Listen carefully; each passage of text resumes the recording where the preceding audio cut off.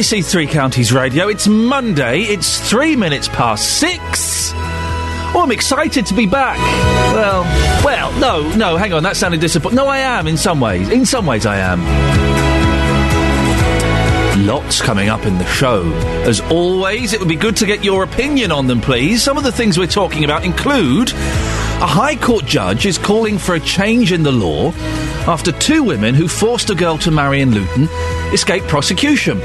Well, is it time we stop pretending this isn't happening? The arrival of a group of travellers at Manor Park in Luton has sparked complaints from the area's permanent residents. But shouldn't we just accept the occasional traveller encampment as part of British life? And online dating. Have you done it? Did you meet your partner through it? I hate the word partner. Boyfriend, girlfriend, husband, wife. Would you ever do it? It's really the only way if you don't want to dip your nib in the office ink. But how do you avoid the perverts and weirdos?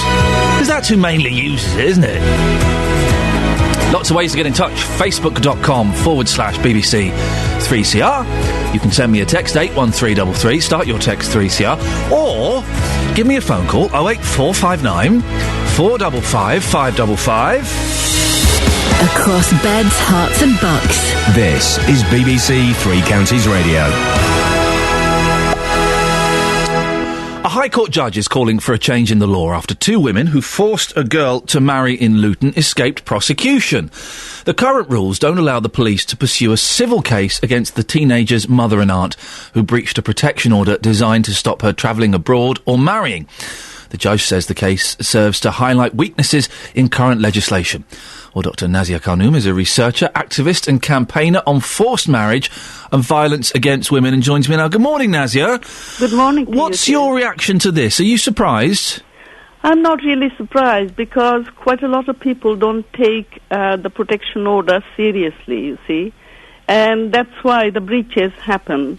And I think a strong message should be given to these people who breach the protection order. So the protection order is to stop parents or relatives taking a child abroad to get married, is that right? It could be that. It could be something else as well. For example, some children want to live still with their parents despite the fact that they have been forcing or trying to force them to marry against their wishes, but don't want to leave home. But the court can actually give an order that these children should not be harassed or forced into marriage, and if that happens, that will be a breach of the court order, and it actually includes punishment. It could be it could be a fine, hefty fine, or could be even a prison sentence. But if these protection orders are being ignored, they're quite too powerless, aren't they? Well, this is the problem, you see. That's why the change is necessary in the law. And the government is very strong in this, and they already have made the protection order, breaches of the protection order, criminal. It's not civil anymore. If really the court orders somebody not to do something, and still they do, it is a criminal offence already, because Prime Minister David Cameron was very strong on this. And the forced marriage per se is still civil as an offence. It's not criminal, but it will become criminal in 2014.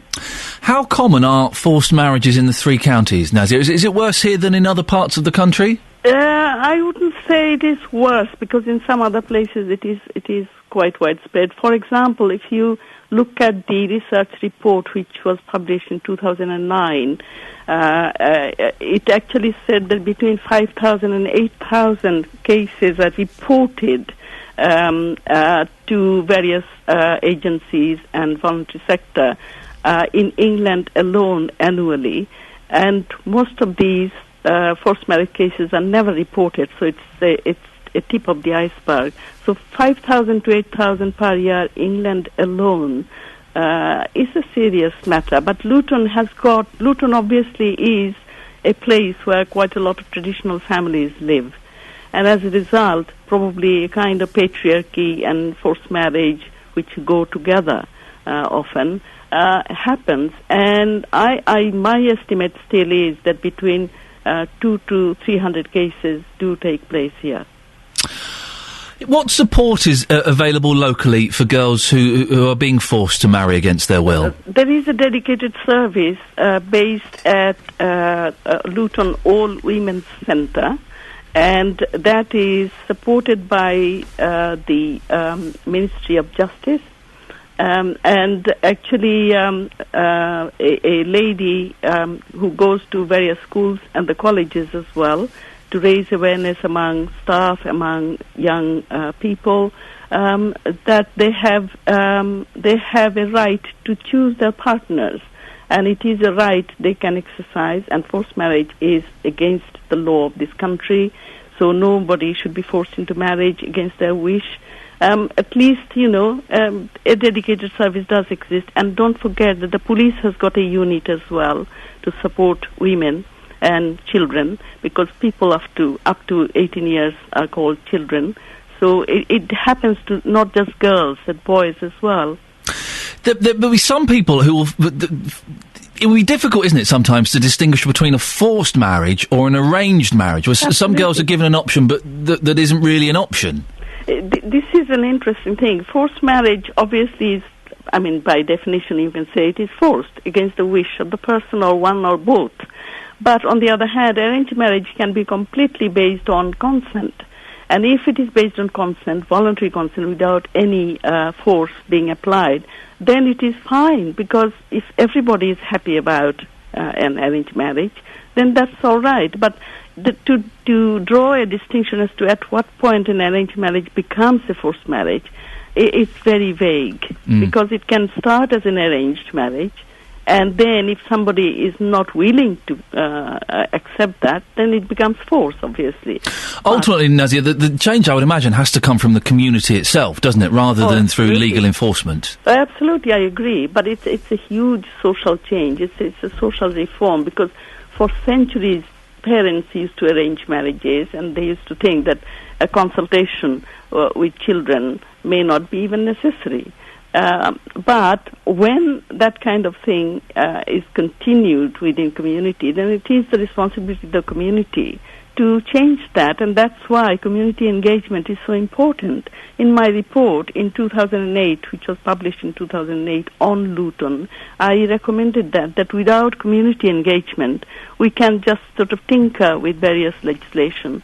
The reform can come when community accepts that it's completely unacceptable. Final question, and maybe I should have started with this. Why would parents force their daughter or their son to marry someone against their will? What are the benefits for them? Is it social benefits? Is it financial? Why would they do that?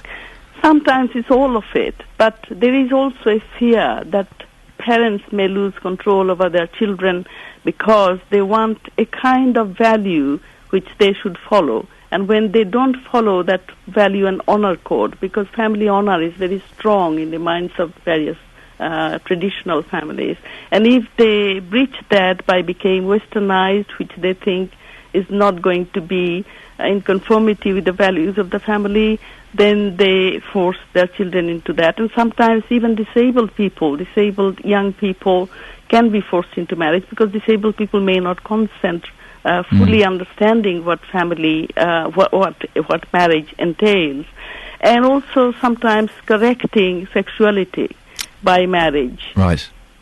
Dr. Nazia Kanoum, thank you very much indeed. So it's all about control, primarily about control. Well, Dr. Nazia Kanoum is a researcher, activist, campaigner on forced marriage and violence against women, if you want to have your say. Morning, Iain Lee, BBC Three Counties Radio. I am disgusted. There's been a shuffle this week, and in terms of the team, and I'll explain this in a bit. But I'm disgusted by the idiocy displayed to me by a member of my team. Kelly Betts has joined me in the studio. Good morning, Kelly Betts. Oh, hi. Now, Kelly Betts is sat here, and apropos of something quite significant, I have said to her, CND.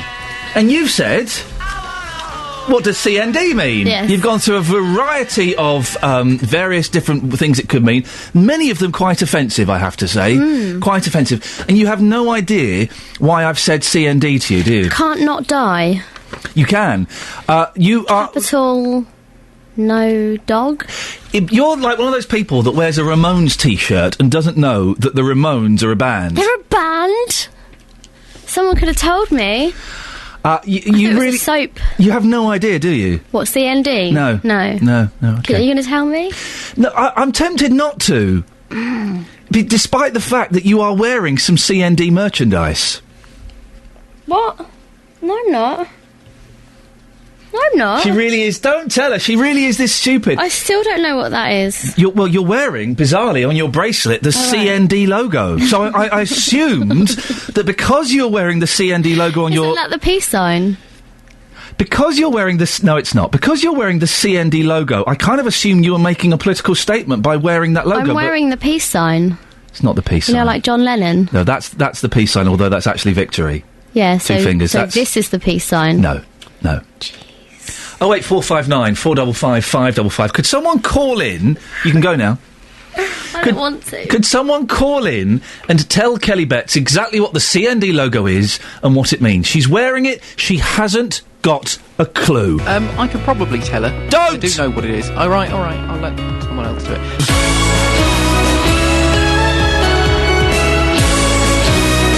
And can someone please call in and educate Kelly Betts? This is one of the things that really annoys me. It is the Ramones T-shirt syndrome, where you see someone wearing a T-shirt for the Ramones and they don't know they're a band. Oh, what's your favourite Ramones album?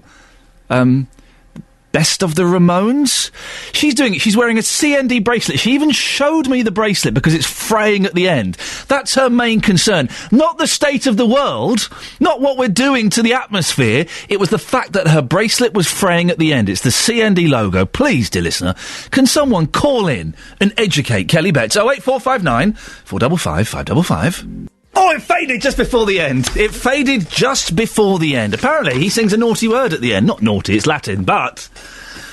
Still, morning, Iain Lee, BBC Three Counties Radio. The arrival of a group of travellers at Manor Park in Luton has sparked complaints from the area's permanent residents. They've been at the park for over a week, with the Borough Council saying it's about time they left. Well, the travellers have told BBC Three Counties they're visiting family in Bedfordshire and will soon move on to spend time with relations in Essex. Well, our reporter Serena Farrow spoke to these locals, who it's fair to say aren't happy, and warning this clip is quite poo-heavy. We're working, but not living here. We don't live here now. Do you normally walk through here? Are you intimidated at all? No, but there's all excrement down the alleyway. Yeah. Just up there. Where we've got the river. Lovely. Toilet roll with excrement on. And since when has that come about? Oh, since they come. So you pretty much walk past here every day and it's not been there only since? It's freshly laid. It's fresh. Yesterday when we walked with no paper, today is paper. So ever since the travellers have come, essentially that's been there? Yeah, that's right, yeah. Did they say anything to you though as you passed by? No. But it won't stop you though walking through there ever again? Not really. No. Just a bit unpleasant. Yeah, that's it. Well, Luke from Houghton Regis is a settled traveller, which means neither he nor his family move around the country anymore. He told our reporter, Serena Farrow, the tradition's dying out. I think it is a dying trend for the English, but not for I don't think the Irish, no. I don't know of any of my family that are travelling around in England in a caravan. And I come from a big family of travellers. They've all got their own properties, they're all in houses, they've all got jobs, they all work in the communities that they live in, and they're all trying to become a member of the public, really. I mean, just to pull onto a park anyway, it doesn't matter if they're English or they're Irish, it's wrong, because the parks are there for families, children to play on. The last thing you want to do is for a child to play on it is to be rubbish, feces or anything in his way while he's playing. I've got 2 kids. I've booked 2 weeks holiday like any normal person would do. I'm taking my children to Disneyland.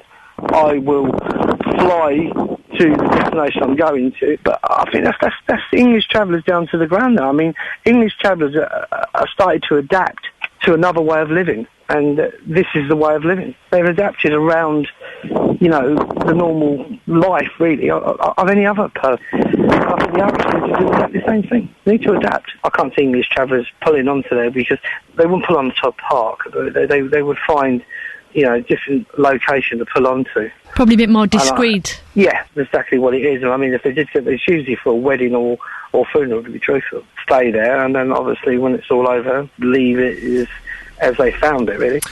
So there's a gentleman there telling Serena that the tradition is dying out. But really, have a think about it. Is there anything wrong with travellers turning up at a park for a couple of weeks, 3 weeks, a month, and then moving on? Shouldn't we let people just get on with what they want to do? Do you have a problem with travellers moving into your area it's not going to be permanently, it's just for a little while, isn't it, generally?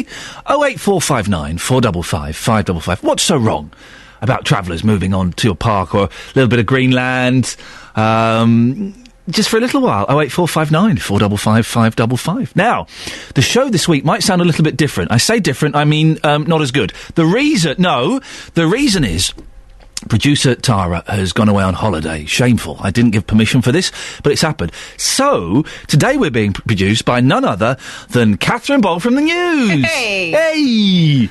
Do you know what you're doing? No. Right, okay, but you're gonna... Do I press that? Well, no, don't press anything now. This is on-air banter. Am I supposed to be typing? Yeah, do some typing. So what treats have you got in store for us this week, Catherine? Oh, loads. News. Talking. No, you can stop the typing. Okay. No, that's Phonetic typing. Okay. Well, I tell you, why don't you tell us what have you sent Justin out on today? Let's talk about that. We've sent Justin out to find people who are to talk about online dating. Now, this was his idea, so it was kind of his idea. Yeah. But what we're going to get him to do isn't really. Right. What have you? My idea is a really good one. Well, what have you contributed to today's show? So far, I've made 2 cups of coffee.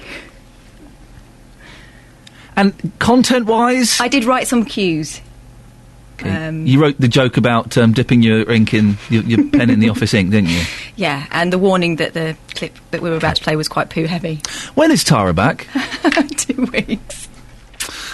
Okay, well, just to say, that if you go to Hart for a week, I won't hate you. You can come back, all right? You'll be welcome back with open arms. 08459 455 555. And that's your latest news and sport. I'll be back with more at 7. Thank you very much, Lee. Catherine, did Lee Aguilera did Lewis Hamilton just say that he felt like he'd been touched by God or something? I believe he did. He's a multimillionaire driving a car quite fast. That's not a holy moment, is it? No, it's quite lucky, though. Yes, it's just based on luck. I'm sure he has to watch his weight in that. Have you seen his little beard he's got? Tiny. He's grown a child's beard. It's more like a chin strap. Across beds, hearts and bucks. This is Iain Lee. BBC Three Counties Radio. Morning! Coming up, online dating. Is it not just every time I hear the phrase online dating, surely it's the preserve of the weirdo and indeed the pervert? Or have I got that completely wrong? 08459 455 555. Or you can go to our Facebook page. I'm laughing because you're probably computer literate. No? OK. Facebook.com/BBC3CR. Online dating. Surely it's only done by deviants who haven't got a life, isn't it? Speaking of which, we'll be talking to Justin Dealey after this. What's that pervert song? There's a pervert song, isn't there? No, Not Every Breath You Take. No, it's a Bruce Springsteen one. Hey, little girl, is your daddy home? Oh, that's not appropriate, is it? It's not appropriate. Now, online dating, it used to be the preserve of weirdos, and I'm sure you probably still get a few, but these days, you're more likely to get someone who's, well, quite normal, apparently. With so many of us working with unattractive people, where else are you going to meet that special someone? Let's face it, the days when you could go to a nightclub with your mates and fall into a stranger's mouth are long gone. I found someone and we're living together and 2 years down the line, so I'm all for them. So you're a success story of dating websites? Absolutely. I think they're a good idea for individuals trying to find their perfect partner, so to speak. Now, you're obviously shopping today with your partner. How did you two meet? Believe it or not, online dating. Well, I think I registered on a site, and we just got chatting on the internet, but it's a perfect way to meet someone. Well, the next step is finding the right agency. Tonight's Panorama looks into the multi-million-pound industry and has exposed some pretty shady practices. We all know people don't always use the most accurate selfie. Sometimes they just take a picture of their face, don't they, when they've got quite a big body. And their profile information can lie quite significantly. Well, according to tonight's programme, some agencies create fake profiles in a bid to reel in those looking for love. Who'da thunk it? We can speak to Justin Daly. Morning, JD. Hello, Ian. Fake profiles? Never. Never. Now, listen, you're a good-looking man. Thank you, and you? No, thank you very much indeed. Would you ever use online dating? Never. Why? Never.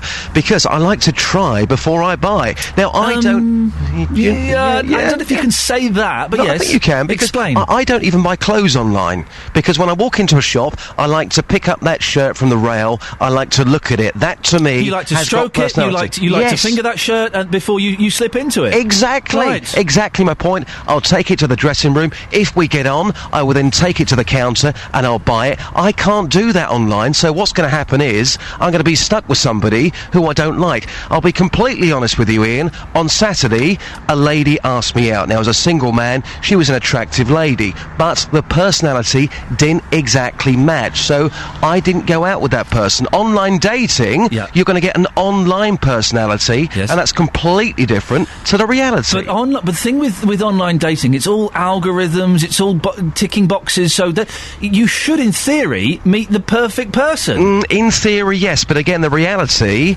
I think, is completely different. Maybe I should try it, I could be proved wrong, but personally, it's not for me. I like to meet somebody, Now. I like to get to know them, and then I would take them out. A little light bulb has gone up above all of our heads here.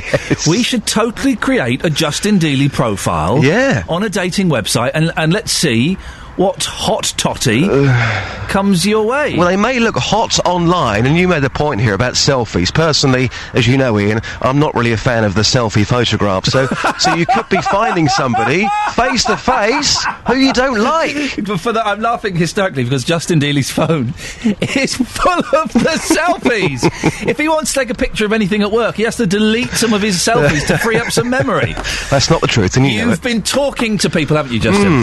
I've been trying to find people this morning who have tried online dating. It's been a major struggle. Yes, it's early in the morning, but this has been hard work. Here's what people had to say. So you're not a fan of online dating. Can you tell us why? I don't know who I am dating. I don't know their background. I don't know their culture. How can I date someone I don't know? I love seeing, someone physically. When you're pointing at me there, are you saying you'd like to go out with me? Not really. Just saying. Yeah. So you definitely wouldn't give it a try, ever? No, of course. If I feel like I can do it. It's just that it's not part of me. I try to understand who you are before, getting into, knowing you. I like selecting friends. Well, listen, for the record, I totally agree with you. Thank you very much indeed for your time. Thank you. So you haven't tried online dating. Why? Too old. You can be any age for online dating. I know, but not for me. Well, everyone seems to be very much against the idea. Madam, you wouldn't try online dating. I need to ask the question, why wouldn't you try it? I think it's risky because anyone can type anything online and it's been something completely different. But then again, you could find your absolute soulmate online. I know people have, but I suppose it's a risk that you have to take. Do you know any of your friends that have tried online dating? I have one, and they have gotten married to that person. Really? Yeah. So it can work then? It does work for those who are lucky. So even despite your friend who has found love and married somebody online, it still wouldn't be for you? No, not for me. Morning, Jason. How are you today, sir? Fine. Have you ever tried online dating? No. Can you tell me why? I ain't got a laptop. When are you going to get a laptop? Friday. So come Friday, will you be online dating? Yeah. Sell yourself. What's your biggest selling points for us? Personality. Well, listen, best of luck on Friday. How about we catch up next weekend? You might have your first date, mightn't you? I might, yeah. Best of luck. And you. Well, he might be doing all right there, Justin, that fella. Yeah, exactly. He's getting his laptop, and just for the record, he's about 5'9", wears baggy bottoms, and is a fan of the baseball cap. So, ladies, join the queue. But would you seriously never consider it? Would you never consider it at all? No. Sorry. I mean, Ian, come on. You've got the phone lines this morning. Yeah. Get them open. I challenge you to find one person who has tried online dating and it has seriously worked for them. You won't find that person. Mark has texted in. Mark is upset with us. Why? Curious. Several local national radio programmes have or will be talking about single people. The next group to be stigmatised by the government. Oh, for goodness sake. What does that mean? What on earth does that mean? Come I on. think what Mark means is he is single and he feels that we are bullying him for some reason. We're not at all. No. It is online dating. I do think I'm not completely against it, but I do think you have to be a special person to indulge in it. But in saying that, again, just to kind of, flip the coin for a second here, there could be somebody...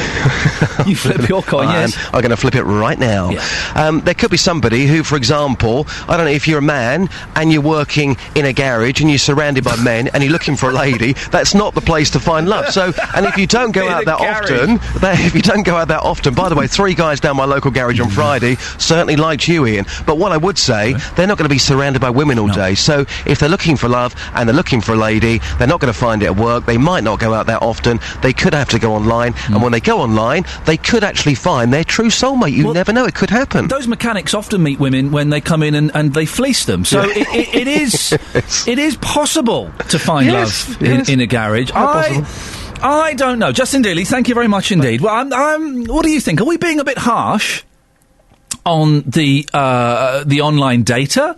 Is it a little bit cruel? Keen to talk to you this morning. My friend found his first wife online dating. Exactly, yeah, they ain't together no more. Keen to talk to you this morning. If you have found a successful, loving relationship via the medium of your computer, 08459 455 555. Can it ever really work? Now, I'm not completely against it. And if situations were to change dramatically, then who knows? I'm going to start an online dating service for minor celebrities. Imagine, like, me on there, Anthea Turner, Denise Van Outen, Bobby Davro. We'll get everybody on there, and then they could kind of just... It saves us going to China White, some places like that, doesn't it? And swanky nightclubs. 08459 455 555. Online dating. Is it just for sad, lonely perverts? I've never done online dating, but I did meet my fiancée through Twitter. And we've been together 3 years, so, it does work. How long have you been engaged? Since April. Oh, you got a while there. Okay, right, I'll give you that. Okay. Through Twitter? What did she tweet you and go, hey, Adam, I think your travel bulletins are really hot and sexy? No, because nobody has ever done that or will ever do that. Well, you carry on. I'm just going to sit back and enjoy myself. Yeah, Adam Glynn, BBC Three Counties Radio. Adam, thank you very much. Morning! Morning, sleepy eyes. Iain Lee, BBC Three Counties Radio, 08459 455 555. Very quickly, a text about travellers. David says, wake up! Travellers are bad. You should see all the rubbish in Manor Park. Well, is it so bad having travellers in your local park, on your local village green? They're only there for a few weeks. Nice to meet different people, different communities, isn't it? 08459 455 555. Now, a Watford family believe their cat was mauled to death by an urban fox and now fear for the safety of their infant son.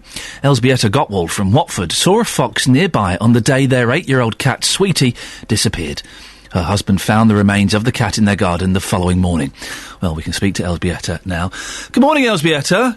Good morning. Sorry to hear about the loss of Sweetie. What happened? Because of the hot weather, we'll let her stay in the garden longer. But we believe it happened on a Friday on 19, where we were downstairs and everybody was woke up. And the radio was on and doors to the garden were open, and she was, as usual, sitting in the garden. And it struck me that she didn't came to the dinner. And we didn't hear anything, and even I was sleeping downstairs with my son, my baby son, because it was so hot, and downstairs is the coolest place in the house. So I was sleeping with the door open, and in the morning my husband found our lovely cat, that she was actually a member of our family for 8 years, dead, and she was ripped open, and something was feeding on her.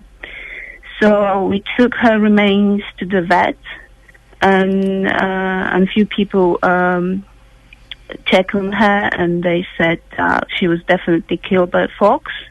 How did they know it was a fox, Elzbieta? What clues were there? There were marks on her neck, so she was attacked from behind. Either she was asleep or she was walking to her home. And simply something was feeding on her, so her heart and her lungs were missing. Oh dear. And there's no way the other cat or a dog will get into the garden because it's fenced all around. Cats have. I'm just playing devil's advocate, Elzbieta. Cats are very good at climbing fences. So, is there a possibility that a bigger, nastier cat could have come in and done this? Not really. I don't believe. I've seen around 2 cats, one Ginger and one Tabby, and they knew each other with my cat. Over the fences, they were walking because there's an alley next to our fences. So they were walking and they were making noise, saying that that's our territory, that's our territory. So they were aware of each other, but I never ever seen any cat in my garden. How would other cats? Elzbieta, if a cat or a dog couldn't have got in, how would a fox have got in, do you think? I've seen a fox jumping from one shed to another, because there were very narrow gardens, not big, small gardens, and every garden has a shed. So, and behind our garden, from one side and another, there's a garden alley that people are simply walking through, and there's a gate next to our house. So I've seen the fox 2 days before that, but I wasn't alert because when we lived in London, there were a few foxes around, and my cat was aware of them. She'd seen them, but they never approached her.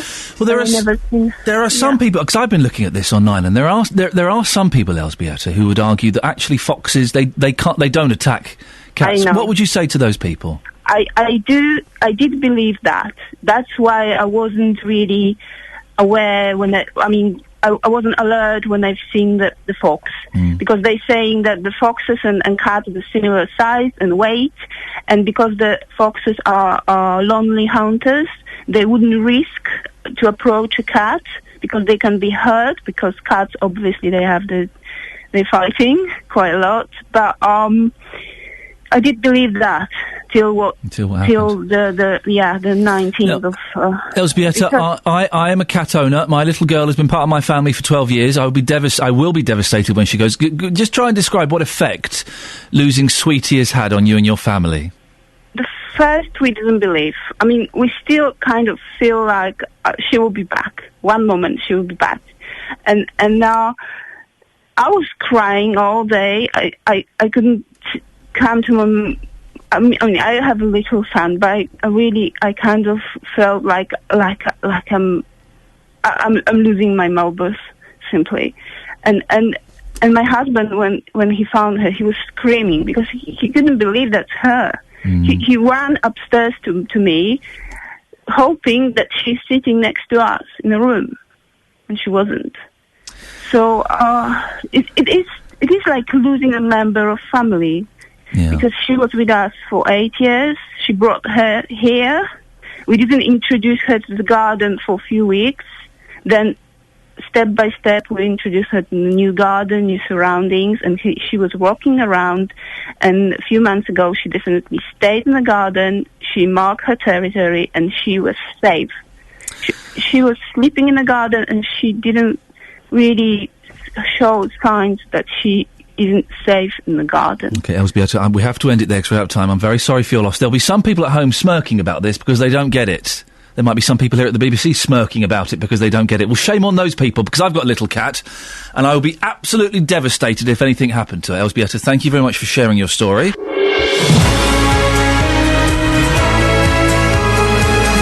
Morning, this is Iain Lee, BBC Three Counties Radio. Apologies if the show is sounding a little shoddy today. Producer Tara is away. I have producer Catherine Boyle.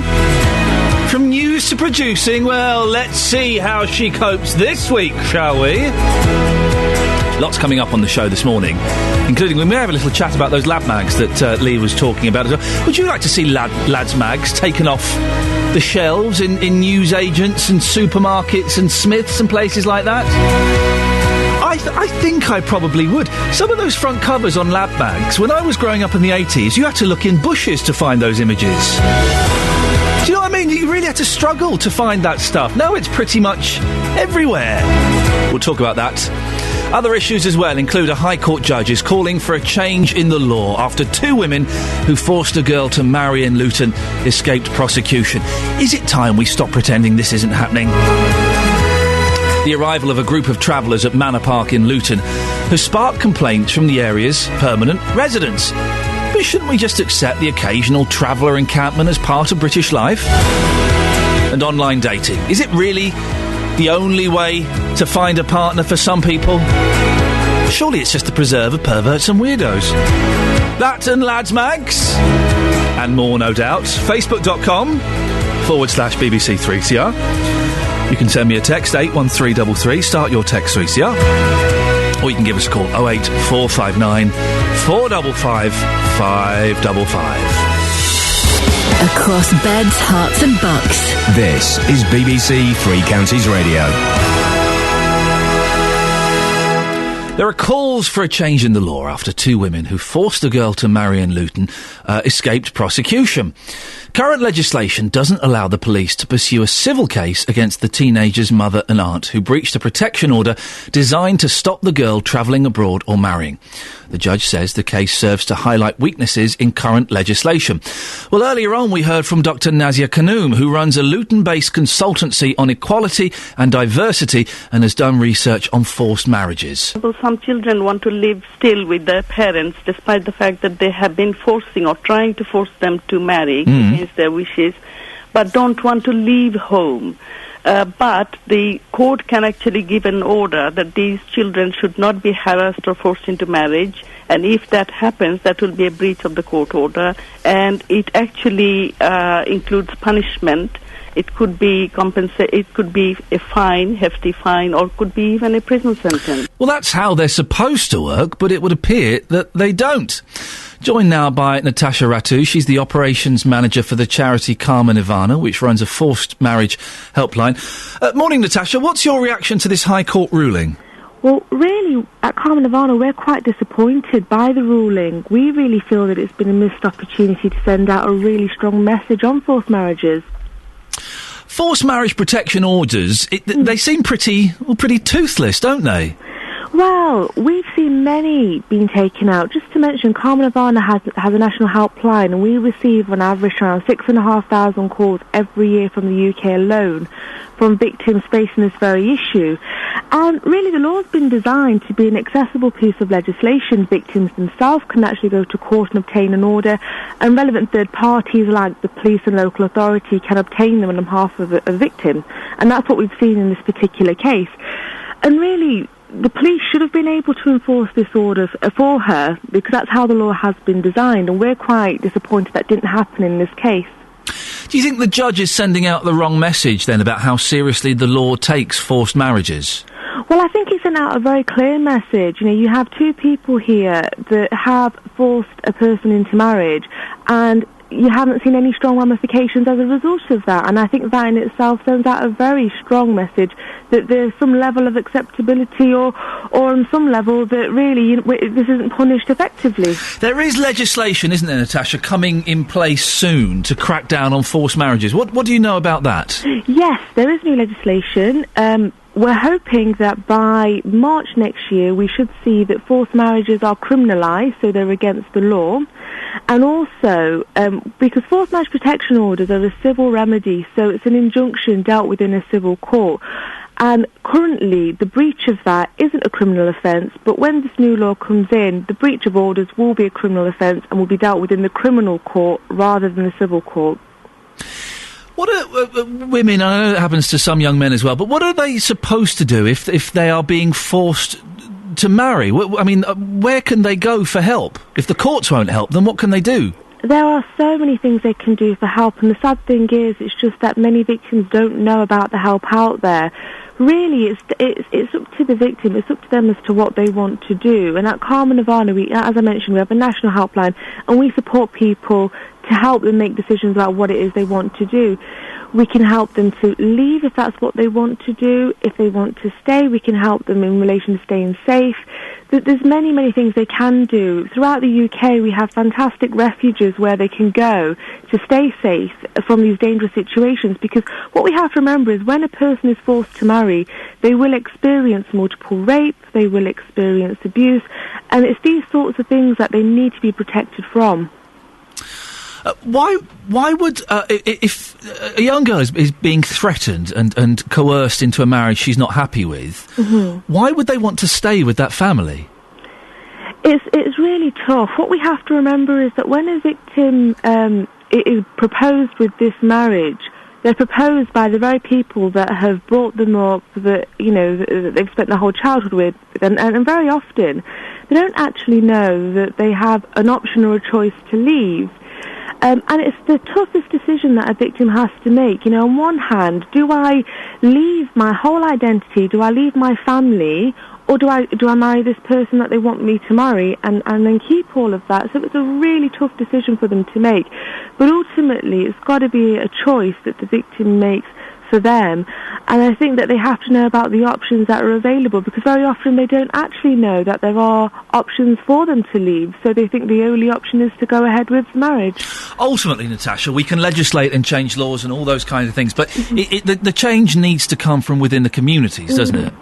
It does, absolutely. It does. And we feel that, people from within the community and religious leaders need to send out strong messages that this isn't a religious issue. Every religion speaks out against forced marriage. And, communities do really need to be tackling this within their own communities. However, what we find, unfortunately, is that this is very much a taboo issue within the community, and one that they don't really want to talk about very much. So organisations like Karma Nirvana and the government need to be taking these strong stances to enable victims to flee and to get the help they need. Natasha, you mentioned you have a helpline. Do you want to give the number out in case anybody is listening to this and this is resonating with them? Please do, yes. It's 0800 5999 247. That's 0800 5999 247, and our website is karmanirvana.org.uk. And if anybody has any sort of concern or issue, if they want to ring, our helpline is absolutely confidential. Natasha, thank you very much indeed. That's Natasha Ratu, Operations Manager for the charity Karma Nirvana. Across beds, hearts and bucks. This is Iain Lee. BBC Three Counties Radio. We'll have a look at the papers in a second. Some of your Facebook comments about online dating. I don't really get it. In some ways I do. If you're really busy and everybody you work with is ugly and both physically and spiritually, you won't want to go out with them, would you? So online dating could be seen as an alternative, but I don't... It is just deviants that go on there, isn't it? We've had no one call in who can string a sentence together who has been online dating. 08459 455 555. Emma has said on the Facebook page, a friend was telling me very recently she'd been on an online dating site, albeit a free one. She met some nice chaps, bit of a friendly chat, bit of banter, few nice snaps, then suddenly gets sent a blown-up photo of the person's nether regions. This happened twice. Needless to say, she wasn't interested on both occasions, but she did pass on some embarrassing bodies-type health advice, as she's a nurse. Ooh. Sue says, morning, Ian. My son met a girl 3 years ago on a website. They're getting married on Sunday.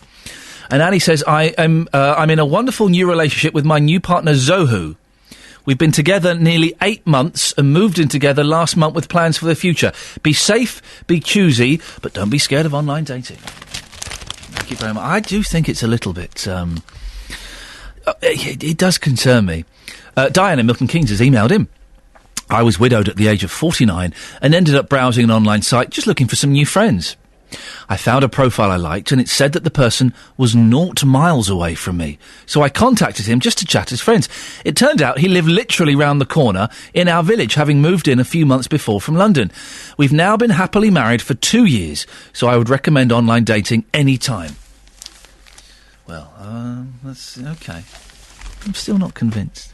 And Andy says, Andy has texted in, I wonder if online dating is for people who are borderline social phobics. I wonder if in about 20 years' time, all dating will be done online. Just imagine government officials pairing up certain people for genetic reasons and bloodlines. It's not Brave New World, Andy. You're not Aldous Huxley. The literal reference there for you guys. Raising the tone a little bit. Who knows where it could go? However, if people find love online, it could only be good. And Justin Dealey had a fantastic show on Saturday morning. Well, for goodness sakes. I wonder. 08459 455 555 is the phone. A quick look at some of the front pages. The Guardian. Golden anniversary. Cockcroft repeats victory. Britain's Hannah Cockcroft. Oh, it's sports. Town Hall's key to UKIP surge, claims Farage. Party to emulate Ashdown's Lib Dem strategy to chase Westminster. Boring stories. The Times, sports. Male cancer is almost beaten after chance find. Almost all patients now recover from testicular cancer. Boom. In your face, ladies. Well, you know what I'm saying. Clampdown on right to challenge new laws. Ministers fear abuse of judicial review system. There's not a lot of stories around at the moment. The Independent, sports. Britain's leading doctor run the NHS like PC World. What? With rude staff who don't know anything? We'll do the Express and the Mail and the Sun a little bit later on. I warn you now, their stories aren't particularly cracking either. 08459 455 555. 7:15. Morning. Iain Lee, BBC Three Counties Radio. 08459 455 555. Travellers have set up camp at Manor Park in Luton. They've been there for over a week and the locals are not happy. Well, Luton Borough Council have asked them to move on.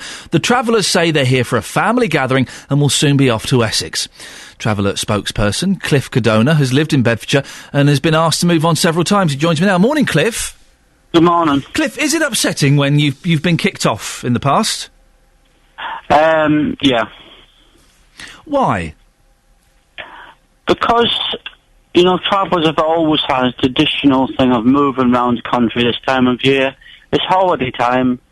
They tend to come out, want to just have do the cultural thing around the country, go to family weddings and go to seasides and different stuff like most other people that go on holiday. The kids are off school now, so they try to take them about and show, well, this is where we used to live. It's more of a game now than anything else. But you say it's summertime and they want to take the kids around. It is summertime and the kids want to play in the park, don't they? And they can't do that if there are travellers there. Yes, but as you know, we've had this debate many, many times before. And unfortunately, the local authority does not seem to do anything about this situation, which aggravates the travellers and the local people. Well, they are, aren't they? They're being forced to. Local authorities are being forced to create traveller sites, aren't they? Well, no. They're not being forced at all. Do you know what I mean? Remember, I've been doing this now a long time, and Bedfordshire are one of many counties have been given the opportunity, the money, the resources to build the temporary places for many, many years so that they don't have this issue, so that people, they can say, there's a field, what we're not using, pull in there for a few weeks, enjoy your time on the grass and how you like to do it, and then move on again. They haven't done that. But that's going to happen. That will definitely happen within the next couple of years. Well, this is, we've been doing this. I've had many programmes with Roberto and other people in your station, and all we've had is promises, but they've never delivered. Why do you think residents are so anti-traveller? Unfortunately, we've got some horrible programmes that get showed about the travelling community, and there's a small minority of the community that is not nice to people, and they think that everybody's the same, and it's not like that. We did hear from some residents who live near Manor Park in Luton a little bit earlier in the show, and they were telling our reporter that there was excrement in the pathway, that there was mess, there was noise. I can't justify anybody that does anything wrong, because at the end of the day, it's not right at all. But as you know, we have many things go on around the countryside. We have many festivals, people going to beaches and everything else. And unfortunately, the downside of that is there's always something left behind them. Well, but this is happening while the travellers are there, and you don't go to a beach. Very rarely do you go to a beach and find excrement and used toilet paper, do you? Well, no, but at the end it's of the not day, acceptable in a park, is it? If the local authority was to deal with the issue properly, there could be some temporary toilets put there, make the travellers pay for them, and we wouldn't have these things, would we? Well, but surely you shouldn't have these things anyway, whether there's a temporary toilet or not. To find disused items like that scattered around is socially unacceptable, isn't it? Yes, but at the end of the day, do you know what I mean? We always get down to the issue of rubbish, excrement. Well, it's a big issue that affects people, Cliff. That's why. Yes. But yes, these things could be done in a proper professional way, so that would not happen. It sounds a little bit like you're kind of putting the responsibility on someone else's shoulders to clear up this mess. No, I'm not. But well, let me put it to you another way, then, right? When these travellers move, the local authority will put a bill in for something like about £10,000 because I've had to send a special clean-up crew round there to clean up that sort of thing. If they was to, spend £500 on some mobile toilets and put there and charge travellers for them, it wouldn't happen. But Cliff, no, again, you're putting the weight of responsibility on someone else. If you go and stay in a park, you should be responsible for the mess you create while you're there. And the mess that you leave when you go. That seems obvious to me. If I go for a picnic, I'm responsible for the mess I make. Okay, so you're a professional man, so let's do it professional for you. No. There's a small minority of people who you cannot change their ways. They just don't want to know about doing things properly. Well, then that's why, Cliff, some people are against travellers because they don't want to clean up. They don't want to clear up the mess that they are ultimately responsible for. Can you understand that? No, but what I'm trying to put across here to you... You can't understand that. There's a small minority of people who do bad things around the country, and that tarnishes everybody else. So that them resident people think that all travellers are bad.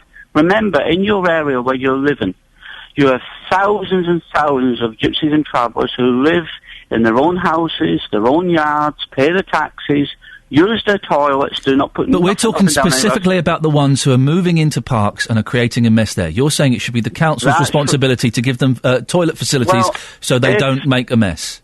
Well, if Mr Pickles justifies and he knows that money is needed to build places for people so they've got proper places to stay so that doesn't happen anymore, so as they don't go on parks. But Cliff, it sounds like you're saying it sounds like you're saying it's okay for them to leave excrement and use toilet paper there. That's not acceptable. Well, that is, you keep coming back to this particular... Because it's the issue you seem to be dodging ever so slightly, that's why. Because I don't want to actually talk about somebody what's shitting on the pavement. Hey, Cliff. Cliff, what's your language? We've got young people listening. Apologies to anyone offended. Apologies to anyone offended by that. It's a category B. But that's the issue that affects residents, Cliff. That's why it's important. Of course, but what other way do you want me to put this? How do you stop them doing it? Do it in a bag! For goodness sakes, it's easy! What, they're going to do it in a pathway? In a bag, right. Well, like I said, Matt, if they didn't pull there at all, it wouldn't be happening. You don't seem to be accepting responsibility for the actions. That seems odd. How can I accept responsibility for the action? Okay, you seem to be allowing the people that are doing this to shift the responsibility onto other people's. If they're doing a poo somewhere, they should take responsibility for it. Don't do it on a pathway. Do it in a bag and bury it, or take it off with you. Right. It's their fault. So what's your answer to that then? I've just given you the answer, Cliff. They do it in a bag. Well, that completely, we've not got round to the part at all of the people being on the park, or why they're there, or why it hasn't been dealt with.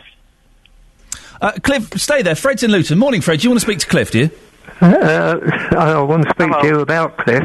He's the spokesman for these people, isn't he? Yeah, how can I help that? Yeah.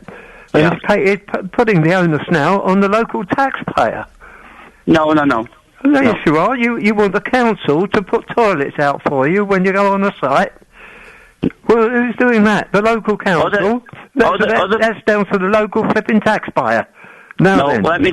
Listen, in Bristol, they have a transit area where travellers pull on exactly the same, and the travellers pay for the toilets themselves, and anything at all that they need.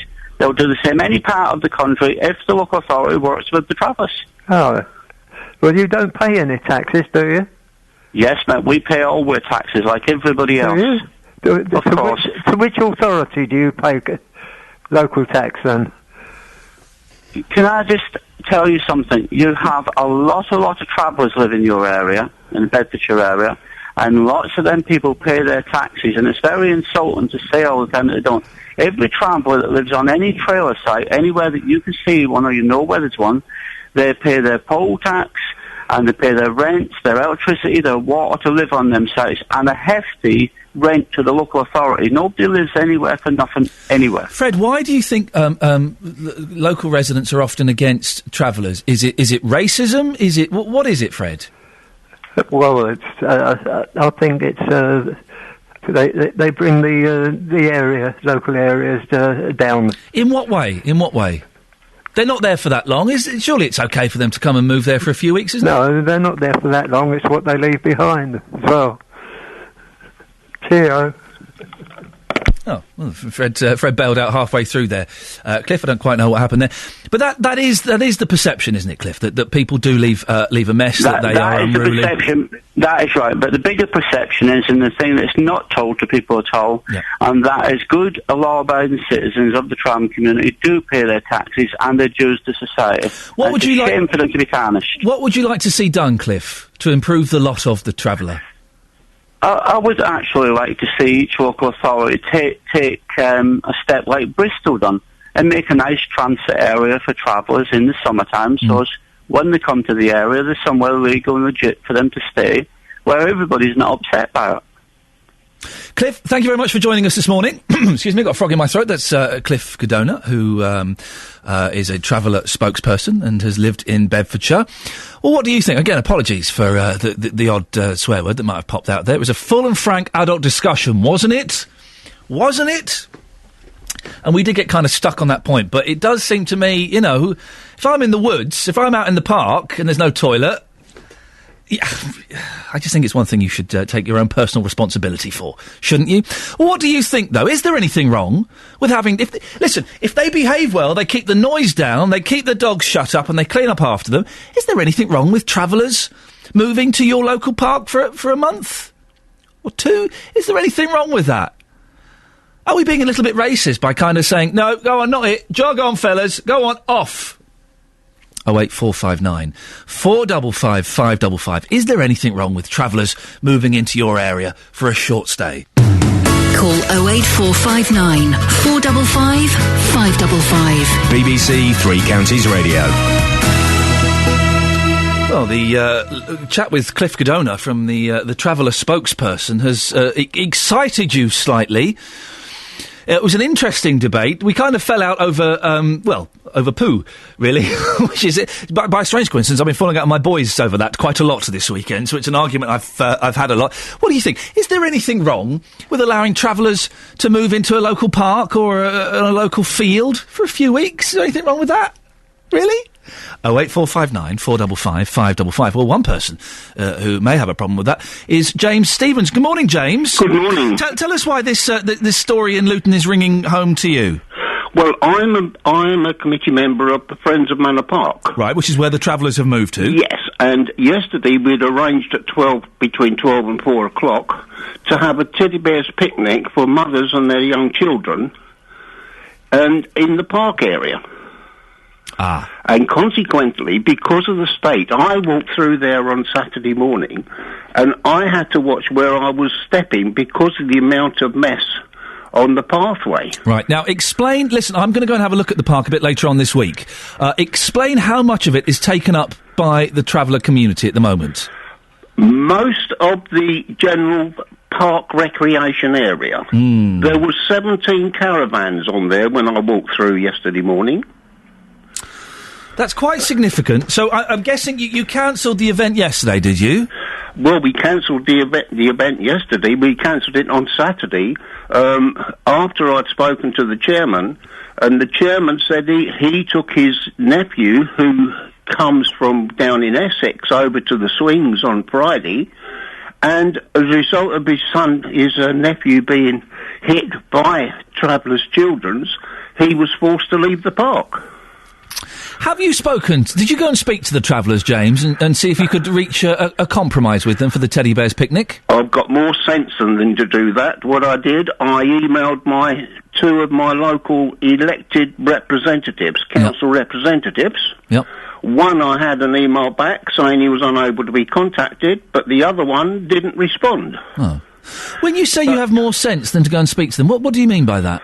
Well, I'm an ex-police officer, and I know that I shouldn't get involved in discussions over things that should be done by responsible officials of the council. Why? If you're a member of the Friends of Manor Park and you had an event organised there, I think it would be legitimate for you to go and knock on a couple of doors and have a chat. No way, sir. Why? Tell me why. You're skirting around something. I'm trying to work out what it is.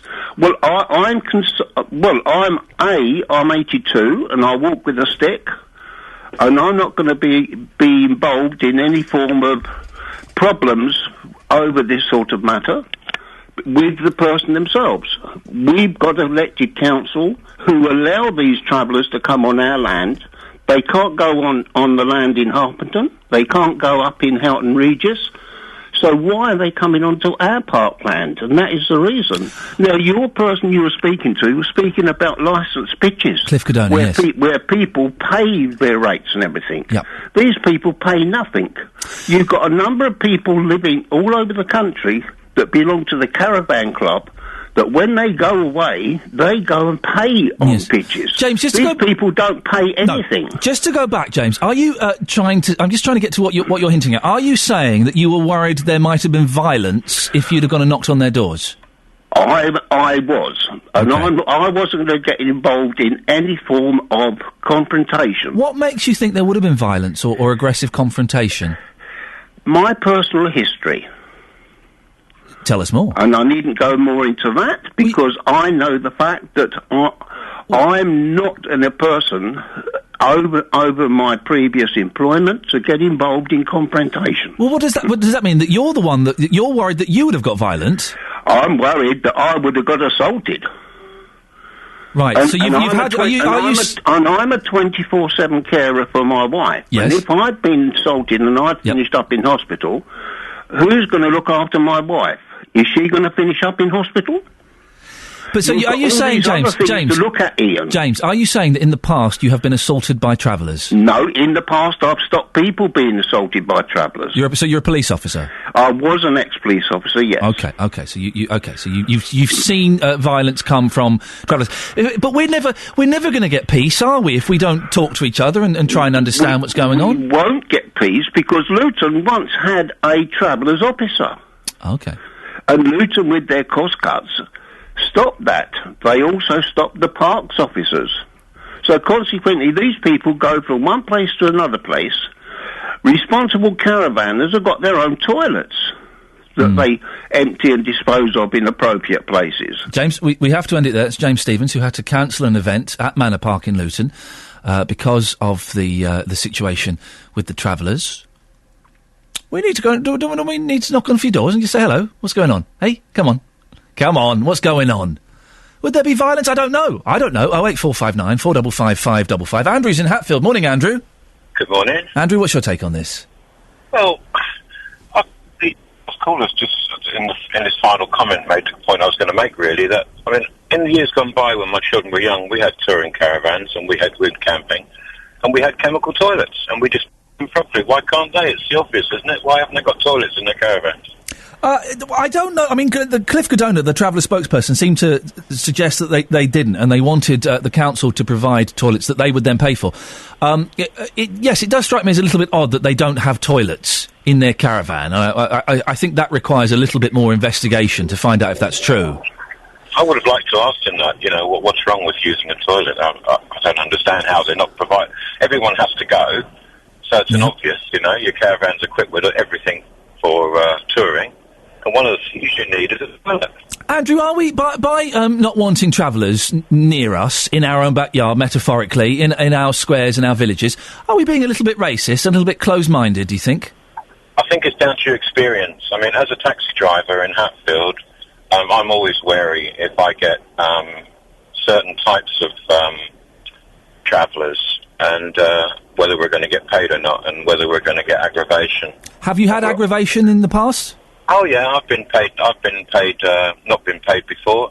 They've run off, and I've had, on one occasion, a Duff Scottish £20 note, which wasn't any good. So I lost the fare and the change that I gave him.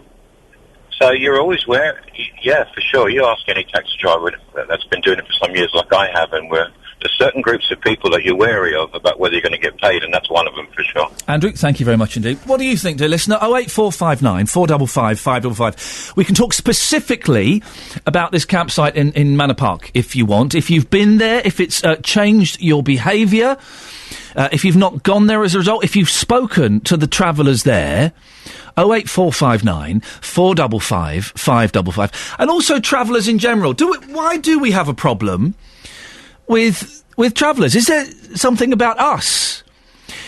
Are we making kind of assumptions based on stories that we've heard that aren't actually based in fact? Is there a problem with having travellers on a piece of land near us? 08459 455 555. It's never happened to me, so I don't know. I've driven past sites, but it's never happened to me, so I don't know the immediate effect it has on the immediate area. Dale's in Hearts. Morning, Dale. Well, good morning. Good morning. What would you like to say? Well, I was thinking that perhaps if there was some sort of liaison officer who could, when travellers come into an area, say, look, you've moved into this area, how long are you going to be? Help them perhaps source getting temporary toilets, large skip to put rubbish in. Because if they're travelling around, they may not necessarily have the skills or local knowledge to do that themselves. This would help the communities in that they won't get upset because there's lots of mess there. The travellers can make a contribution towards the clearing up before the councils, rather than leave it in a mess. I know it's taking responsibility away from them, but perhaps helping them become more responsible. Why would people want to travel? This is the thing I don't quite understand. Well, I don't understand it myself, but that is their choice. Yeah. And would you have a problem, Dale? Would you have a problem if some travellers moved on to the village green or the local park near your house? I would prefer it if they moved where it wouldn't cause too much disruption to the local communities. But opposing travellers is like saying, I don't want black people in my area, I don't want Asians in my area because they smell, they bring crime. You can't generalise about everybody. Some may do, some may not. But it's interesting. You've said, we can't discriminate against travellers. It's like being racist against blacks and Asians. But I don't want them too near me. That's what you've said, isn't it? No. I don't mind them being in, say, my village. And if they went on the village green, perhaps if they didn't go near the facilities that the children are going to use the other end of the field. Right. Dale, thank you very much indeed. Sorry, it's not a particularly good line, so we'll leave it there. Well, she raises an interesting point, and it would appear that in Luton, at some point, there was a traveller liaison officer. When did that end? Can we find out when that ended and what exactly their responsibility was? Do you agree with Dale that by discriminating against travellers, it's the same as being racist towards black and Asian people? Same, I don't want black people here, or they cook funny, and they smell, and the crime goes up. Is it the same thing? 08459 455 555 is the telephone number. Keen to get your thoughts on this. Keen to talk to you as well if you do live near Manor Park, and if this encampment is affecting you directly. 08459 455 555 81333. Start your text 3CR or give me a call. 08459. No, hang on, I've just done that. Facebook. It's only Monday and I'm falling apart already. Facebook.com/BBC3CR. Right, 7:45. Lots to talk about this morning. 08459 455 555 is the phone number. Talking about online dating now. It's a multi-million-pound business used by thousands of people who are looking for love and sometimes a little bit of the other. Well, tonight's Panorama exposes the tricks of the UK's online dating industry, revealing how some unscrupulous dating sites reel in clients with profiles of beautiful people who don't really exist. Well, Justin Dealey has been out and about this morning. Good morning, Justin. Hello, Ian. Justin, now, you've said before that you wouldn't do online dating. It doesn't appeal to you. You like to try before you buy. Yes, I do. I don't quite know what that means in the realms of ladies, but probably best not to investigate too much. Yes, quite possibly. Have you found anybody who's a fan of online dating? Well, in the first hour this morning, I could not find one person who had tried online dating. People hated it. Here's a recap of what people had to say. So, you're not a fan of online dating. Can you tell us why? I don't know who I am dating. I don't know their background. I don't know their culture. How can I date someone I don't know? I love seeing, someone physically. When you're pointing at me there, are you saying you'd like to go out with me? Not really. Just saying. Yeah. So you definitely wouldn't give it a try, ever? No, of course. If I feel like I can do it. It's just that it's not part of me. I try to understand who you are before, getting into, knowing you. I like selecting friends. Well, listen, for the record, I totally agree with you. Thank you very much indeed for your time. Thank you. So you haven't tried online dating? Justin, Why? that was earlier. Have you managed to... Any age for online it was still dating? going. I know, but not for me. Justin, that was earlier. Who have you managed to find anybody in the last 30 minutes? Yes, I have. That was Brian. He was slightly embarrassed to talk to me, but he did. Now, he has found somebody online, and he's been telling me exactly how things are progressing. It's going well, yeah. We're still together. Okay, how many dates? Well, we've been seeing each other for 6 weeks now. Wow, so things are looking good then? Hopefully, yeah. Okay, marriage maybe? Not for a while. Not for a while, okay. Did it take you a long time to try? Because a lot of people this morning are being quite negative, myself included. Were you thinking about online dating for a while, but then you suddenly plucked up the courage? So it sort of was on my mind for a little while, yeah, but I was sort of single for about two years, so yeah. And just lastly, how long did it take you to find the perfect photograph to put up there? Because we're talking about that today. Some people can put fakes up there. What was it? 100 photographs and pick the best one? How did that work? No, it was pretty much, yeah, just found one random one, chucked it on there, that would do, that's it. And you had them queuing up? Well, not quite queuing up, but yeah. Best of luck for the future, thank you. Surely it's a gentleman's game, Justin, isn't it? When I say gentleman, I mean a bloke. You go online, you look for the hottest girls you can find, you send out 100 emails, even if you only get 5 responses, that's not bad going. You meet up with them, and you try before you buy, and then you pick one. That surely sounds like a gangster's paradise. But the thing is, Ian, if you walked into a room, okay, if you're basing this on looks and looks alone, like you say... Very superficial, but yes. Okay. If you walk into a room and you've got 100 women there, you are looking directly at them. You know exactly who you are looking at. You know exactly who you are talking to. When you go online, that person could have a fake photograph. So they may look gorgeous online, suddenly you go out with them, and let's just say they're not particularly attractive. If I walk into a room, Justin, and there are 100 women there, I'm probably in a place I shouldn't be, to be completely honest. Well, if you do, I'll come with you. Justin Dealey, thank you very much. Indeed, well, what do you think about online dating? Any good? Had success?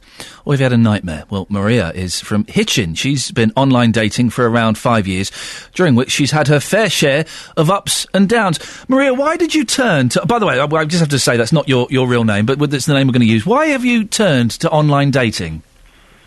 I've turned to online dating because I think that there's opportunity. I'm 36. I've got lots of friends that have all settled down, got kids, and don't do the Friday night, the Saturday night thing. So to me, online dating was when I'm in on a Friday night, I can have a little shop around and get speaking to people and potentially line myself up with a date rather than sit in the following weekend and do the same again, because it can work that quickly. I think the longer you do it, the more you understand how it works, the better you get at selecting. You realise that if you're not a rock climber, why speak to someone who's got all pictures of rock climbing on their profile? So you just pick up those tips. I think the guy that was just speaking before, who says when you walk into a pub and you don't know someone, well, if you go onto their Facebook page, then you get a real feel for who they are and you can see what sort of conversations they have, and then you feel more confident about meeting up with them, and it doesn't feel so that they're a stranger, really. And you can find out stuff about a person before you meet them that you wouldn't know if you met someone in a bar. So What's wrong with you, Maria? Is there something What's wrong with me? I met someone now. I'm Have all you? right. No, I'm just Why asking. Why is it that being single means there's something wrong with you? Well, no, I'm just asking. Is there any? Are you a normal, attractive, young? I say young because 36 is still quite young compared to me. It is. Are you a normal, attractive young lady? Yes. Why were you I would struggling like to think get? I am. Why were you struggling to get dates in the physical world? I work with a lot of women, and like I say, a lot of my friends have all settled down. So getting those opportunities to go out socialising, a lot of my hobbies are female orientated. I'm not someone who perhaps goes to a gym and just strikes up conversation, although that can work. So it's just really who you are as a person, and I suppose I found it easier speaking to someone online before I met them. But don't get me wrong, it has failed. Right? Have you had some nightmares? Yeah, there's a lot of liars online. There's a lot of people that say that they're things that they're not. There's a question that says, do you do drugs? And a lot of people say no, and actually they do a lot of drugs. Oh, really? Yeah. What, have you had people turning up on a date and they've been out of their face or something? No, but you start dating them and then you realise that they actually enjoy drugs quite a lot. Oh. And if you're not a drug taker, that's quite difficult. Yeah, tell me about it. Or you meet someone who says that they're looking for a relationship and you find out that they're a swinger. Really? Yeah, that's happened. So how did that pop up? No, hang on, that's the wrong phrase. How did that make itself known to you? Well, we went on about 3 dates, and then we were on Hotmail MSN messaging, and he says, I've got something to tell you, and I said, right, and he says, I have needs, and I said, right, and then he said, no, this is something quite important to me, and I said, well, just spit it out, and then he said, I swing, and I said, what do you mean you swing? And he said, I enjoy swinging, and then that was the end of that, obviously. He was trying to get you involved, was he? I don't know what his intentions were, but but why is he on an online dating site if that's what he wants? Go on a swinging site. Exactly. Are there a lot of men that are just looking for, a quick bunk up? Yeah, and I've actually dated guys that have told me that that's exactly why they're online, so you have got to be really careful.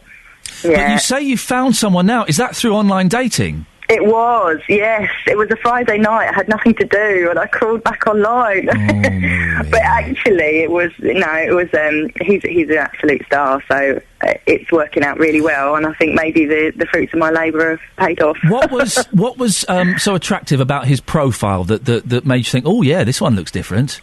Well, the way that this worked actually was I sent him a wink because I quite liked his photo. You sent him a what? A wink, like saying hello via a wink. You don't sound like you know much about this. I don't know that much about it, Maria. So anyway, then we got online chatting, which is what a lot of these sites are doing now, where you can actually speak live, quickly, back and forth, rather than talking to you like you don't know now. Yeah. No, please do. Treat me like an idiot, because I am in many ways. And then instead of emailing and waiting 3 days to get a response, you can have a full-blown conversation. And then he sort of said, I'll strike while the iron's hot, do you want to meet Sunday? And we have not looked back since. So this is on a Friday. You met him on a Friday. You were making love by Sunday. We were chilling on Monday. And how long ago was that? We weren't making love on Sunday. No, that was rude of me to say. As I got there, I thought, that's inappropriate. Anyway, how long have you been seeing this fella then? It's been 4 months this week. And is that a long time for you, internet dating? Yeah, it is. Yeah, definitely. Because you can kind of tell quite early on when things aren't panning out. Is he the one? I think so. Well, that's fantastic. Delete your accounts, Maria. We have. Yeah, I was about to say, make sure he's deleted his account. We did it together. Oh, look at that. That's the new would you wear my ring? The kind of thing. Let's delete our online dating accounts together. Maria, listen, it's lovely to talk to you. I wish you the best of luck. Thanks so much. Thank you for being a good sport this morning. There we go. Well, Maria has found love. That's the new thing. Instead of would you wear my ring, it's, can I wear your jacket? It's, should we delete our online dating accounts together? Yeah, let's! And then let's watch a Jennifer Aniston or Sandra Bullock movie. Or maybe even Made in Manhattan, starring J-Lo. It's quite a good film, that. I quite like that. 08459 455 555. Your online dating stories, please. This is what I think, okay? Generalising slightly. Women go on there looking for love, men go on there looking for sex. It's pretty spot on, isn't it? Women go there for the romance of sitting at a computer typing. The women go there for the romance, the men go there for quick and easy thrills. Have I got that right, or am I being a little bit unfair?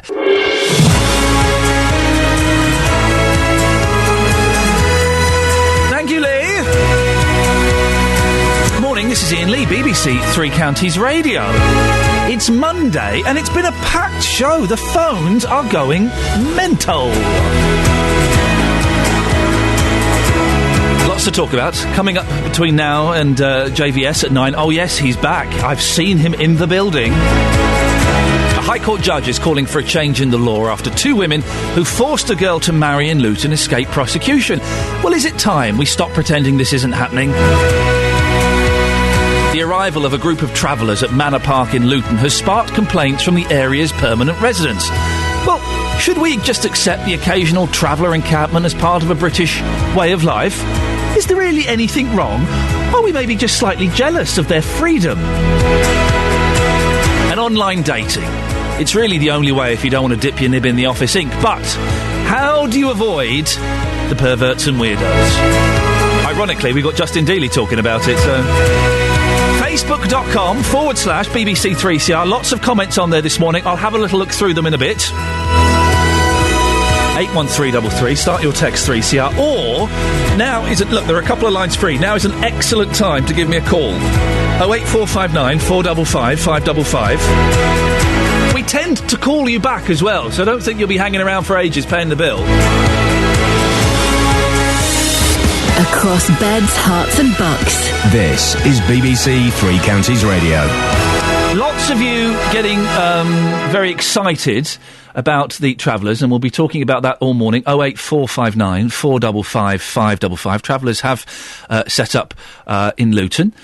I've not been there to see it. I'm going to go have a little look this week to see exactly what's going on. We've heard reports that it's a little bit messy there.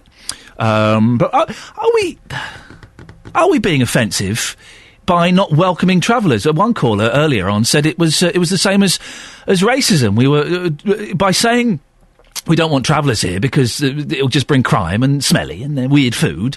It's the same as being racist against black or Asian people. 08459 455 555. Dave's in Luton. Morning, Dave. Good morning, Ian. Dave, what's your take on this? Well, my take on this is that, as a taxpayer of Luton, I'm fed up with this situation. Every summer, they come to Luton, and they park on Pope's Meadow a couple of weeks ago. The same 17 caravans have now moved to Manor Park and made a mess there. They can't use, or don't seem to know how to use toilets, because in Pope's Meadow, there was a toilet 100 yards across the road, yet they still did it all over the grass.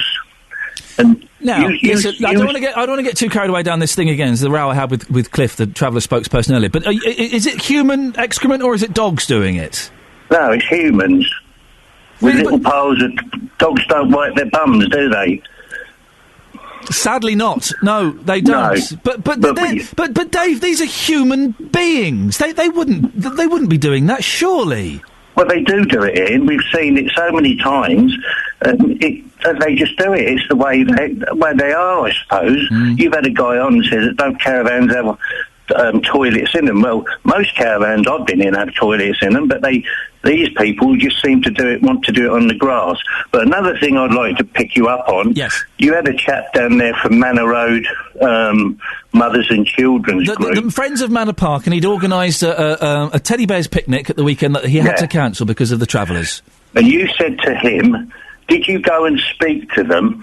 Well, you said to me that you said to the listeners that you're going down there later on this week. Yeah. Well, let me know when you go down there, and I'll be there. And you go and knock on some of the caravanners' doors, and I'll call the ambulance.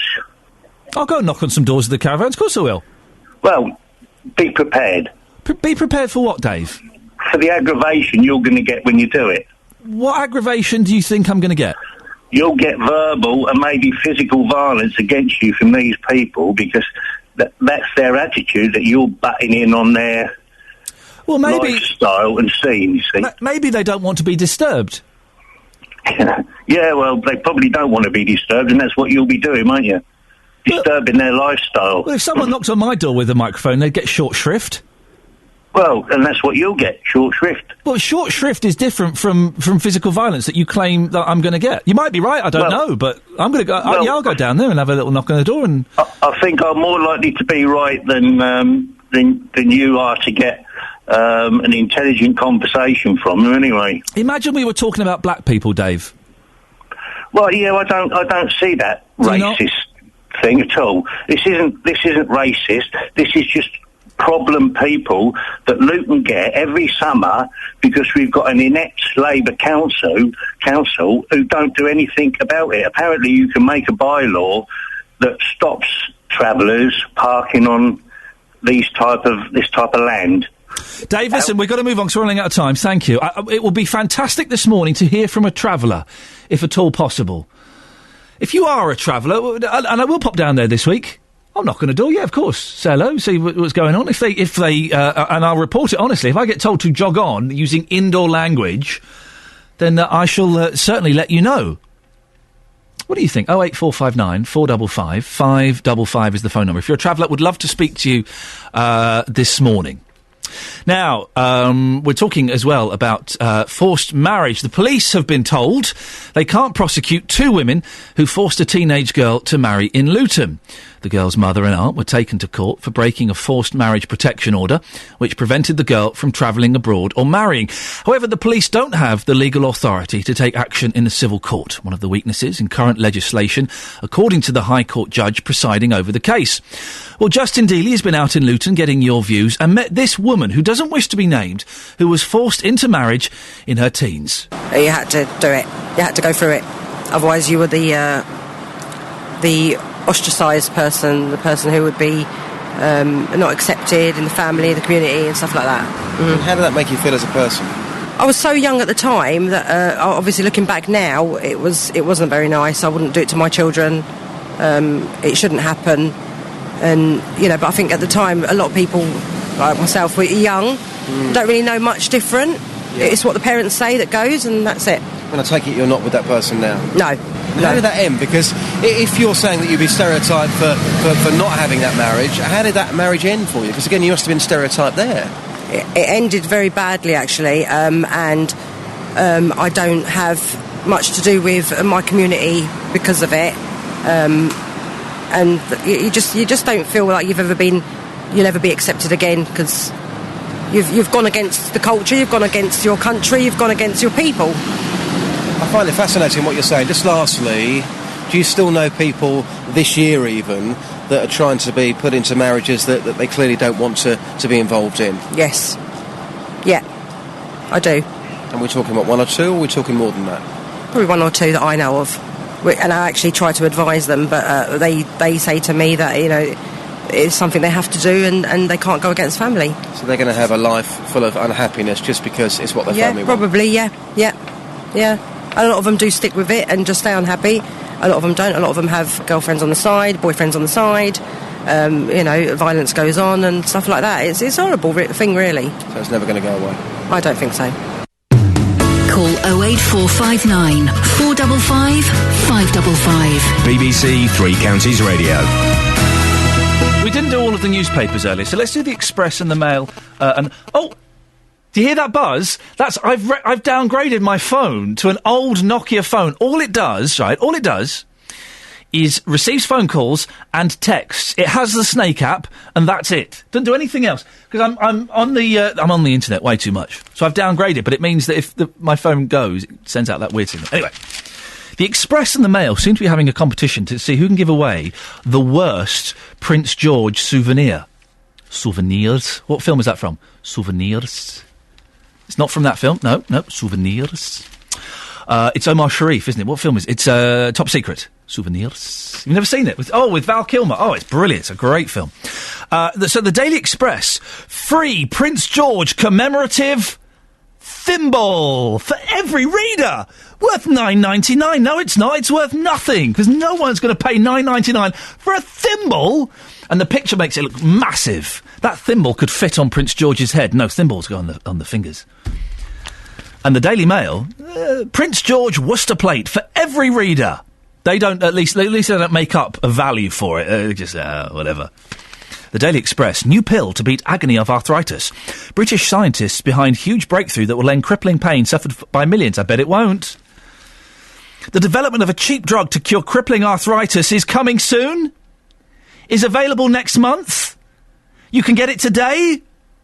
Is a step closer. Oh, it's a step closer. Right. Oh, okay. So that means what? About 10 years? Probably about 10 years away. Let's have a look at the story, see what it says in the story. It doesn't give a date. That means it's probably never going to happen. And there's a picture of Jennifer Aniston. Jennifer Aniston, why my wedding is on hold. I suspect it's on hold because she's probably bonkers, isn't she? I mean that in the nicest possible way. But I bet for the first month of going out of Jennifer Aniston, it would be awesome. And it would be sexy and cute. But I bet after about a month, get a bit intense. I bet it will get a little bit intense. She'd want me to delete all my email accounts. It would just be a bit strange. She's what, Catherine? She's the female George Clooney. Why are we questioning it? What do you mean by that? Maybe she's having too much fun. Why are we always going to talk about sad old tragic Jen? I bet after a month into it, she'd you'd notice on the mantelpiece, go, well, you still got pictures of Brad Pitt up there, but no pictures of me. You're going to take? I'm not taking the Brad Pitt pictures down. And forget the Angelina picture on the dartboard. That's staying. I just bet. No, I think that she's much maligned. Okay, well, I bet she is. Oh, you maligned. The Daily Mail. 111 is unsafe, admit bosses, but even more important than that, one of the world's most overrated actors, Benedict Cumberbatch, is dating a hot girl. No way! Yeah. And The Sun. I mean, there really is nothing in the news today at all. Street of shame. So what's happened on Coronation Street? Paedophiles? Sexual offences? Criminals? No. Roy Cropper plugged a show that's a real show that stars Flavia Kakachi, the dancer. Coronation Street has been caught in a new scandal after plugging a theatre show on TV. 8 million fans saw character Roy Cropper left say he had tickets to Midnight Tango, a real-life production. Flippin' heck. Really? Is that the best you can do? Well, this should be the travel, but something's happened. Yeah, something's happened on your watch, Boyle. Your watch. Oh, dear. Apologise I can only apologise. Apologise to the listener. I haven't pressed anything, but maybe that's a problem. Apologise to the listener. Sorry. Apologise to Adam Glynn. Sorry, Adam Glynn. Adam, right. Do you accept her apology? Yeah, that's fine. You're a bigger man than me, Gunga Din. Away you go, Adam. Thank you very much, Ian. Now, that was a bit loud, but I thought that the cricket needed to be boosted, to really wake people up to the excitement that is a load of men eating sandwiches and drinking cups of tea. Jonathan Vernon Smith is back, and not a moment too soon. I don't know if you listened last week. You probably had the sense to watch Jeremy Kyle and... I did. I was gripped to Jeremy Kyle. He's good, isn't he? Oh, very good. Cash in the Attic. Oh, Homes yes. Under the Hammer. You name it, I watched it. Well, I was listening to your show for you, and let's be honest, I'm surprised you've still got a show. Oh, really? I'm surprised you've turned up and the 9 till 12 slot hasn't been cancelled. I was tipped off by people who were listening. Yep. Apparently, Tim spread quite a rumour last week that I was sitting at home in my pants, scratching myself and watching David Dickinson. Yeah. Rather unpleasant image. How did he know? That's what I don't understand. We called you up and you didn't have the decency to pick up the phone and answer. I was asleep. It rang. Well, of course it rang. I put it on silent. Who has their phone on at night time? Well, it's on silent. Why? Turn it off. Well, in case anything urgent happens. You've not sent me a text. What do you mean? I've got a new telephone. I'm going to show you my... Where's it gone? I haven't sent you a text. A text about what? This is my new telephone. No, don't laugh. Oh, it's gorgeous, isn't it? I've downgraded. Look at that. It does phone calls and texts, and it has the Snake app, and that is it. Now, I've got a new phone number as well, and I sent a text to everybody, over 100 people saying, this is my new phone number, text me back with your phone number. You've not texted me back. Well, I haven't had a text from you. You should have had a text from me. The thing is, I can't transfer phone numbers from my old phone to this phone. It's not this funny one that I had, was it? I didn't... That's not you, is it? Yeah, that's my new number. But I've sent you three... Well, that's the only one I got, and I thought, who the hell's that from? Oh, that would explain why nobody's texted back to me. Well, could you text that number with your number and just put JVS? Right. You're going to phone me on your funny little phone? That's like the kind of phone pensioners have at the bottom of their handbags. Why do they do that? I have no idea. Why do they do that? Anyway, JVS, it's good to have you back. I believe you're carrying on one of the... nice week off, by the way. It's beautiful. I had my carpets cleaned. Wow, so glamorous. I know. What are you talking about this morning? Travellers. Yep. Very interested in your conversation. People are getting very hot under the collar, aren't they? They are getting very feisty this morning. On the big phone in this morning from 9, I'm asking, can you understand why people are hostile to travellers? The arrival of a group of travellers at Manor Park in Luton has sparked complaints from the area's permanent residents. They've been at the park for over a week, with the Borough Council saying it's time they left. Well, the travellers have told BBC Three Counties Radio they're visiting family in Bedfordshire and they'll soon move on to spend time with relations in Essex. Well, while they are there, they seem to have attracted some hostility. What I want to hear from you from 9 is, can you understand why people are hostile to travellers?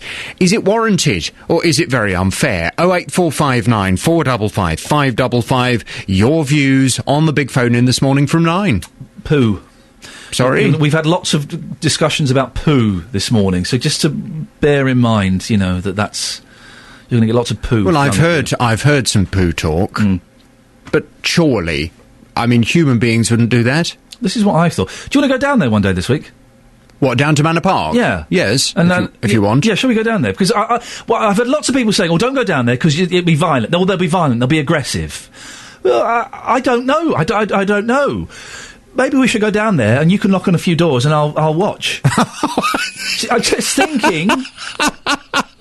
You're a better reporter than me. You'll hide in the car? I won't be hiding. I will be visible. The window will be open. I'll be go on! Go knock on another one! Oh, the engine's running. No, I'm sure it'll be fine, won't it? Right. Well, we can try. Ooh. What's going on? What's happening? I'm sure it'll be fine. If you want to. Yeah, it'll be fine. Let's go down there one day this week. We could take a bottle of Pinot. Call 08459 455 555. BBC Three Counties Radio.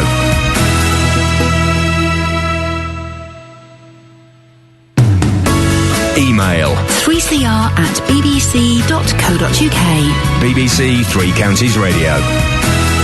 So, online dating, the preserve of the weirdo, the pervert, the lonely stalker, surely, isn't it? It's just people going on there, putting up fake photos they found from... There was a cracking story in The Guardian, I think, 3 or 4 weeks ago, about a woman who fell in love with a man on an online dating site, fell head over heels in love with him, exchanging romantic emails. They arranged to meet. Oh, he didn't turn up, but he sent her a text saying, I'm sorry I didn't turn up.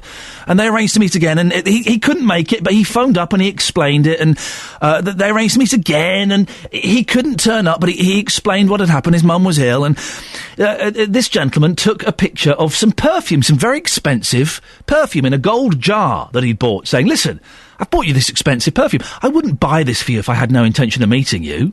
And the woman got the picture of the perfume and looked at it, and looked at it, and zoomed in a little bit, and zoomed in a bit more, and in the reflection of the bottle was a fat blonde woman taking a picture. Wasn't a bloke, it was a middle-aged lady. This happens. Emma's online. Morning, Emma. Morning, Ian. Have you been tricked by a fat middle-aged lady? No, not at all. Have you online dated? What happened? I did. I had a few donkeys, as you do. Oh. But well, men that you just wouldn't even go like, you say, weirdos, ugly men. And then I met my now husband via the internet, on the internet dating line. He saw a photo of me. I didn't see a photograph of him. And then when I first met him, as I drove past, I went, you're it. And he was a university geek still. Right. With 1970s glasses, long hair. And I looked past that and I went, right, we're going shopping. He said, what do you mean? I said, I'm going to go and change your wardrobe, change your glasses, and ever since then we've been together 9 years, and we've now got 3 children, and we've been married for 3 years, and he's the most wonderful, caring husband I could have ever hoped for. Hang on a second, Emma. So you met this fella online, and immediately you wanted to change him. Oh, yes, totally. Yes, to look at us, we are so chalk and cheese, you would never have put us together. But there is something behind the facade, because I don't go on looks. Looks can change in time. Come on, we all go on looks a bit, Emma. How much we say we don't. Never gone on looks. I've always gone for what's underneath. Is that because you're ugly? No, not at all. No. Just because I can have a decent conversation with them, and we're on the same mental level. And I mean, I was a single mother. I was working at Heathrow Airport, and I was doing 14-hour shifts a day. So I was working my socks off, and it was the only way I could meet somebody. And he was the man for me. And ever since we met on the 4th of July, and we celebrate that year every year, especially more now because our third child was born on the 4th of July. Oh, there you go, Emma. Fantastic. Well, it seems it worked for you. Jenny's in Milton Keynes. Jenny, would you ever do online dating? Yes, I have. Oh, then you're a deviant, madam. Not really. I'm afraid I resent being called weirdo or a pervert. Deviants, weirdos and perverts, yes. From that. You're not one of those. Well, tell me what happened then, Jenny. Why did you decide to go online dating? Sadly, I lost my husband, and I live in Milton Keynes, and as you know, unless you know somewhere in Milton Keynes where you can have an over-50s disco, where you can meet people, I'm unable to go there. And where I live in Milton Keynes, they stop the buses at 7 o'clock at night. So that's the only way I can meet people, and I have met lots of very, very nice gentlemen there, but they've just not been quite.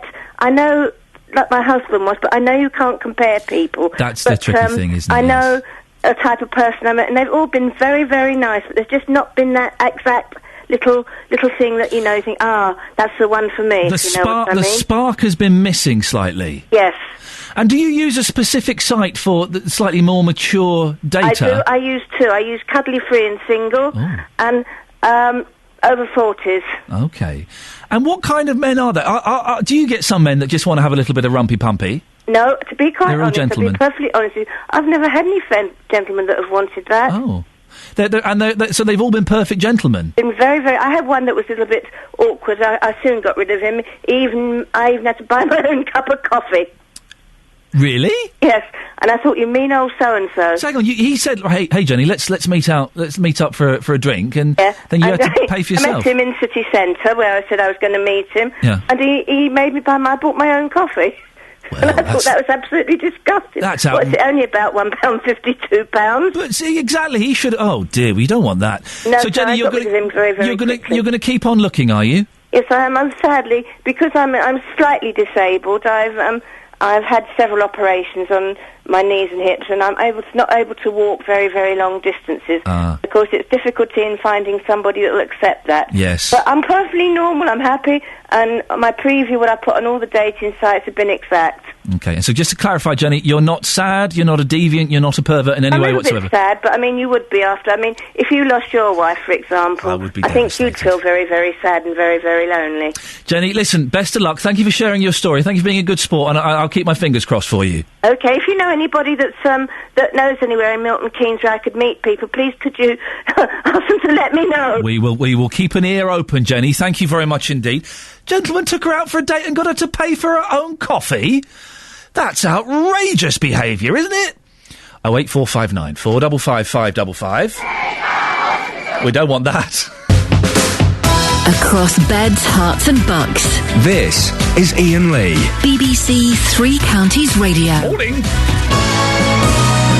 Online dating, travellers and lad mags all coming up. Before that, about 2 hours ago, a member of my team, Kelly Betts, wandered into my studio, a little bit worse for wear, has done absolutely nothing this morning apart from texting her mates and updating her Facebook status. It's complicated.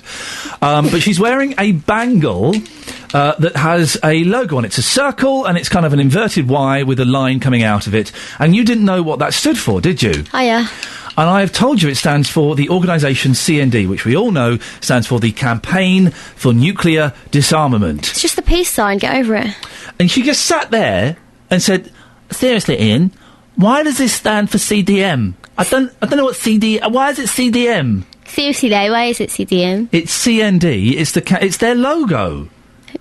It's a logo. It's the peace sign. Everybody knows that, apart from you and CNM. You are so young people. This is the problem, dear listener, with Broken Britain. I'm looking at Broken Britain now. That's what I'm looking at. Thanks.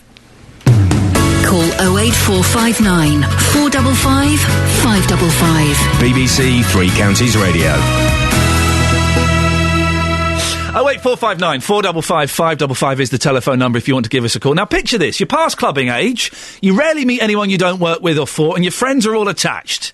You can either resign yourself to a life alone, watching J-Lo movies and eating pizza, which on the bright side means sole ownership of the remote control, or join the rest of the nation's singles online. It sounds brilliant, doesn't it? Ah, there's a catch. Tonight's Panorama exposes the tricks of the UK's online dating industry, revealing how unscrupulous websites are mocking up profiles of beautiful people to reel clients in. People lying online? Well, people like Nikki Reynolds from Ampthill. She's finally met her match after 14 years of sometimes soul-destroying searching. She's going to be joining us a little bit later on, fingers crossed, if the wind is blowing in the right direction. In the meantime, Jackie Barton is a relationship expert and agony aunt. Good morning, Jackie. Good morning. It's a bit sad to go online dating, isn't it? No. It Why? was a bit sad 40 years ago. Catch up. It's the way we do it now. We don't meet people the way we used to. We desperately need to increase our contact circle if we're going to find a partner.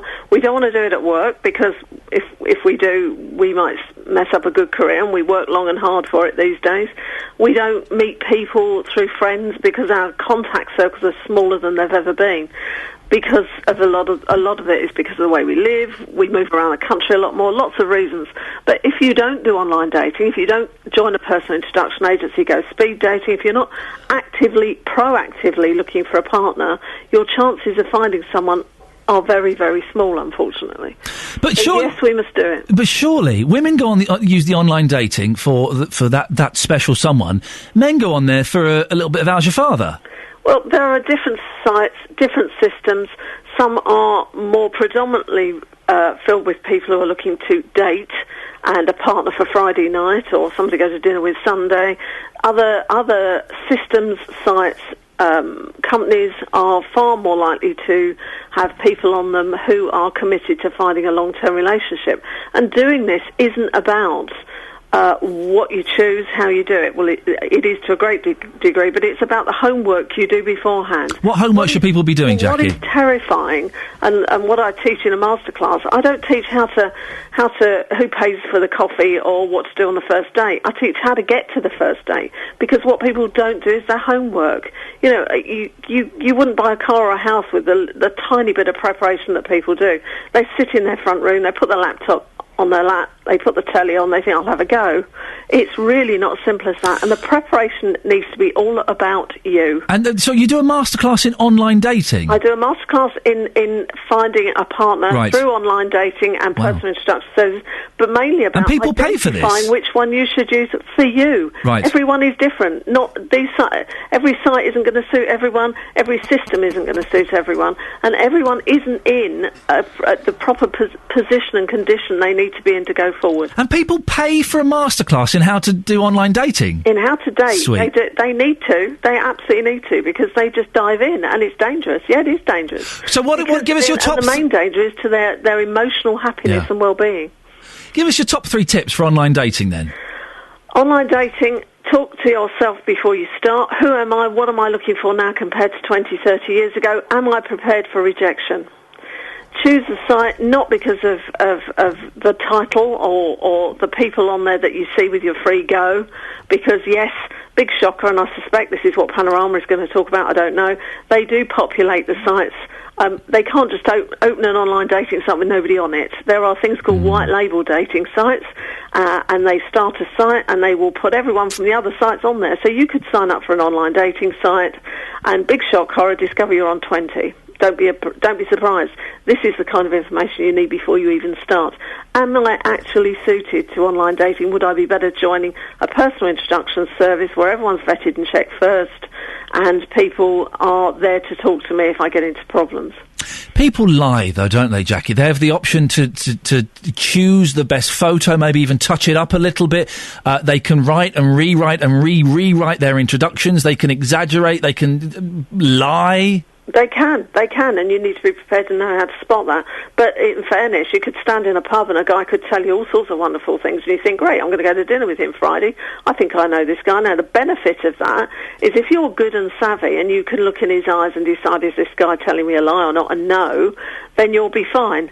If you're not, and you're doing it online and you're not very good at that, you're less likely to spot the lie. Isn't there something more charming, though? If I go up to a lady in a bar and say, all right, love, I'm an airline pilot, shall we go out for dinner? That's kind of a charming exaggeration, but if you do it online, it feels a bit more cold and calculated. Well, it is more cold and calculating, but a lie's a lie, and who wants to start a relationship on a lie? We should never lie. But commonly, online particularly, men are most likely to lie about what they do and how tall they are. Women are most likely to lie about their age. But the bottom line is, we all have to reveal in the end. I spoke to a lady once, was expecting to meet a guy of 6'2", he turned out to be 3'6". She, of course, when she got to the date, she found that out. She would notice that. Where was the future? It is about being honest with yourself as well as other people, and what to put in your profile. What is appropriate to put in my profile? Some people put their profiles on there with pictures of their children in them, and their grandchildren. This isn't appropriate. This isn't wise either. This isn't sensible. But it is amazing how little savvy some people have before they dive into this. All they need to do is take the time and effort to prepare, and they'll be fine, and it is absolutely the way to go. A colleague at work who was indulged in the online dating has told me that a couple of times, he's been expecting to meet a hot 28-year-old, slim, 5'6" model, and then the car's pulled up, and a 58-year-old larger lady has jumped out. Yeah, and that's the danger. But if you're prepared for that may happen, you're fine. Right. You say, okay, that was a no-go. I'm going to go back to the drawing board, start again. Who was number 2 on my list? If you're not prepared for that to happen in yourself, if you're not strong, if you're not, absolutely ready for this system, that's going to hurt, that's going to throw you off course. You're going to think, I'm never doing this again. You're going to close the door on masses of opportunity to find the one. And that is what we're all looking for. We're looking for the one.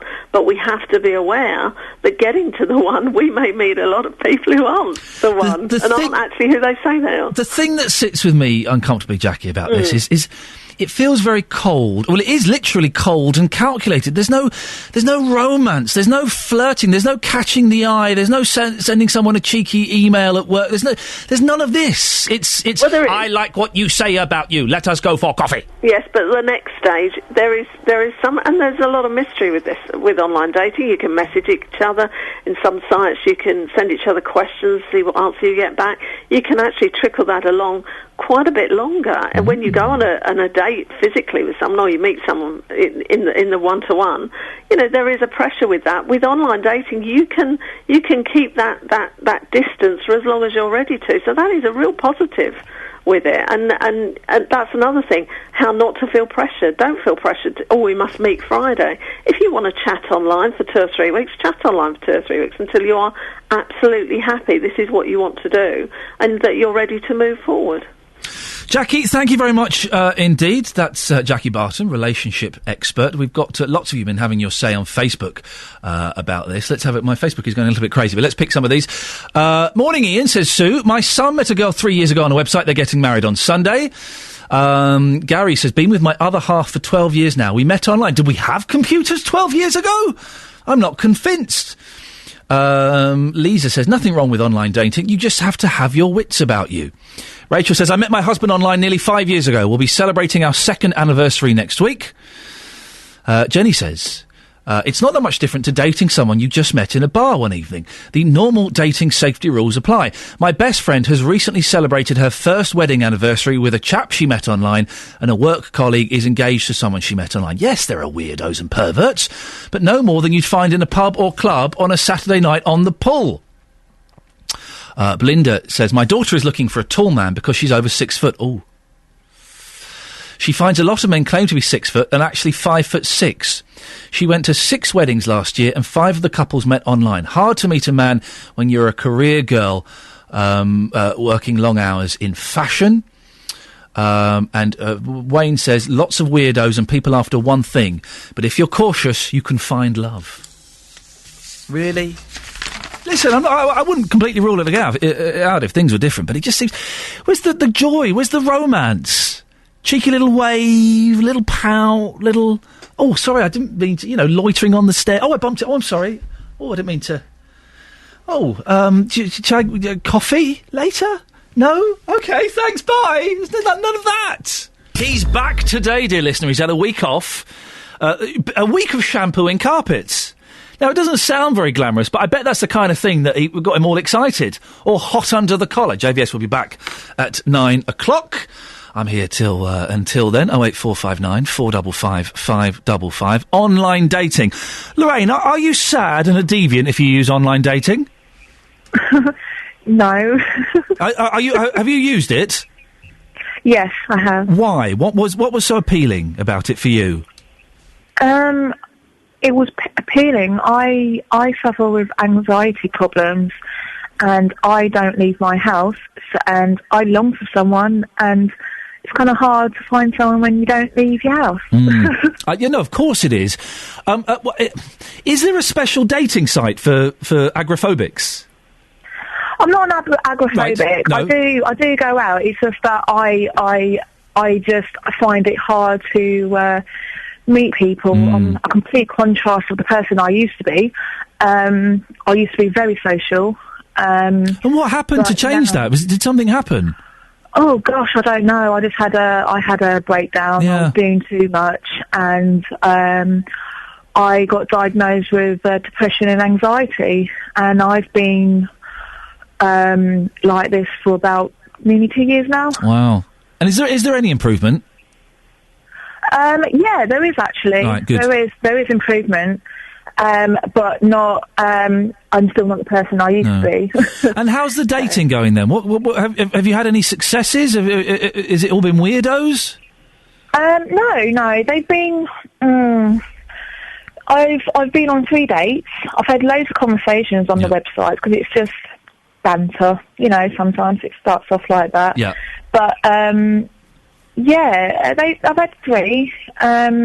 But it doesn't sound like they've been particularly successful. You've not found the love of your life. No, I've not. I mean, because when you're just talking, yeah, you get interest, some interest and stuff, but it's the personality of the actual person that, their whole persona when you're with them. Sometimes it just doesn't strike right, or you just don't click. You may click when you're just idle chit-chatting, but when you meet them, you're just like, But there was one, because I've only had 3 dates, but the second one kind of played me a bit, and it kind of knocked me for 6. Oh, well, that's no good.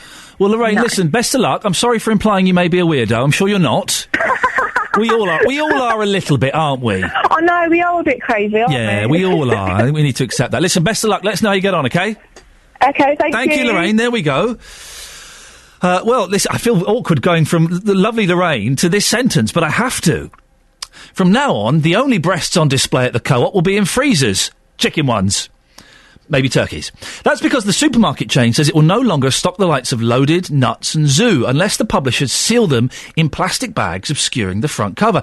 Some campaigners say the move doesn't go far enough. They want the magazines removed from sale completely, and they're threatening legal action against retailers who won't comply. Well, we're going to speak to our Lads Mags correspondent Justin Dealey in a second, but before that, let's go to Carla Bellucci, who is Hertfordshire's favourite glamour model. Good morning, Carla. Carla? Oh, she's not there. We'll come back to her. Are you there, Carla? No, we'll come back to her in a second. We will go to Justin Dealey now. Morning, Justin. Hello, Ian. You well? Yeah, I'm very, very well, Justin. Lads Mags, are you a fan? Not a fan. In saying that in front of me, I've got a copy of Nuts magazine here, purely for research. Well done. On the front page, he can actually claim that £2.25 back. Isn't that incredible? Your licence fee is paying for that. Well done. On the front page, it's their legendary swimsuit issue with Helen Flanagan, Holly Pearce, never heard of her, but she looks good, Rihanna, and Tulisa. Anything with Tulisa on there, I'm going to buy this. On the inside, we've got a special edition here with Billy from The Only Way is Essex, and she's in a swimsuit and she's sucking an ice lolly. Not a fan myself personally, but obviously, ice lollies. Yes. Yes. But the thing is, Justin, listen, the front pages of those magazines now, the Nuts and the Zoos and the Loaded, the front pages are pretty explicit. You wouldn't have even seen front pages like that on Razzle or Escort. These are adult magazines, dear listener. Back in the 80s, 30 years ago. But they're wearing swimsuits. But people wear swimsuits. But still, I listen, as a father now, and my opinion does change. Of course, I've looked at these magazines and I've looked at pornographic images. Of course I have. It'll be churlish to pretend otherwise.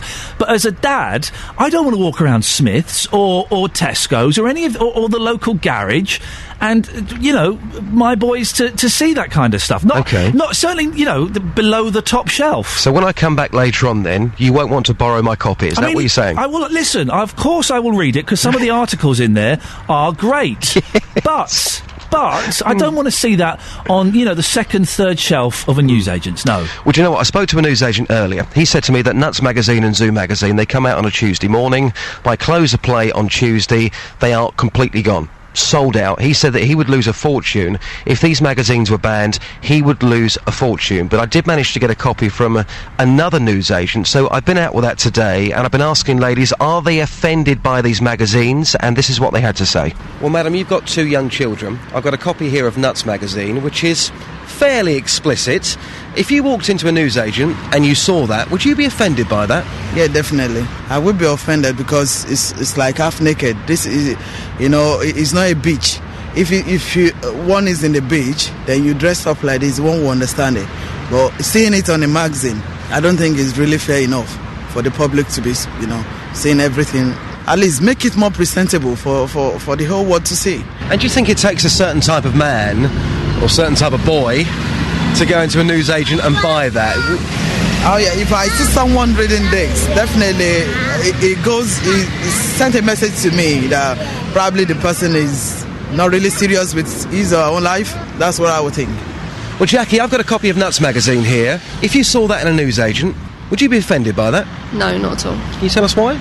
It's the human body. I mean, yeah, it should be on the top shelf maybe, so children can't grab at it or see it if they're lower level, but to me, myself, no, it doesn't offend me. It's just a lady in her bikini. If I go to the beach, I'm going to see a lady in her bikini. Bigger, smaller, whatever. It doesn't bother me that there's a picture of it there. It's nice to see a man admiring a female figure. I mean, just lastly, what would you say to anybody, and there could be women listening, who are furious by these magazines? They think they're sexist, they give women a bad name, they would like it banned. What would you say to those ladies? I just think there's bigger things in the world to worry about, isn't there? Madam, there is Nuts Magazine. What do you think about these magazines? Are they offensive? If I don't have to see them, I mean, it's a choice, isn't it, whether people buy them or not, so... You talk about not having to see them, so if you walked into a newsagent and you saw that face-to-face, you would be offended then? Yeah, probably. Well, Justin, thank you very much for that. We're joined by our new favourite glamour model. It's Nina Carter. Good morning, Nina. Good morning. How are you, sir? I'm fine, thank you very much. We don't want to see the front covers of these magazines on the second or third shelf, do we, of newsagents and supermarkets? Well, look, I think everybody wants to see beautiful things. We want to look at beautiful bodies. We want to look at beautiful homes. We want to look at celebrities who are, wearing hardly anything these days. More and more people are attracted to beautiful things, and beautiful things are not offensive. When they are blatantly sexual and offensive, then yes, of course they should be out of the way and either on the top shelf. There's a difference. Oh, you're right. Sorry, I'm in the car. My husband's just about to join me. Oh, well, welcome. Please don't involve him in the conversation. No, I won't. But listen, there's a difference between sexual and offensive, isn't there? And I wouldn't want my young lads to be in a newsagent and to see sexual images on the front of these magazines, which they do carry, don't they? Well, yes, it's not just magazines, though, is it? It's the internet. I mean, the media is so controversial these days. There's so much available to both young, people who have mental illnesses, people who are, who are not capable of dealing with what they see. It's a different world today, and of course we have to take that into consideration. No, we don't. My 3-year-old boy does not go on the internet. He goes into newsagents and garages. I do not want him to look at some woman holding her knockers on the front page of a mag. I don't want him to look at it, and yet that's there to be seen. Absolutely, and I agree with you. I think that you have to protect young people, but I don't think there's anything wrong in looking at beautiful pictures. If they are beautiful, if they are tasteful, if they're elegant, once it becomes blatantly sexual and offensive, then yes, I think it's inappropriate. Absolutely, I agree. Nina, I'm sorry it's so rushed, but we're running out of time. One final question. Is Nuts Magazine beautiful and artistic? Well, I have to be perfectly honest, I've never bought nuts. Only in a packet at the supermarket. There we go, and on that bombshell, Nina, we shall leave it there. Thank you very much for speaking to us, much appreciated. Could talk about that all day.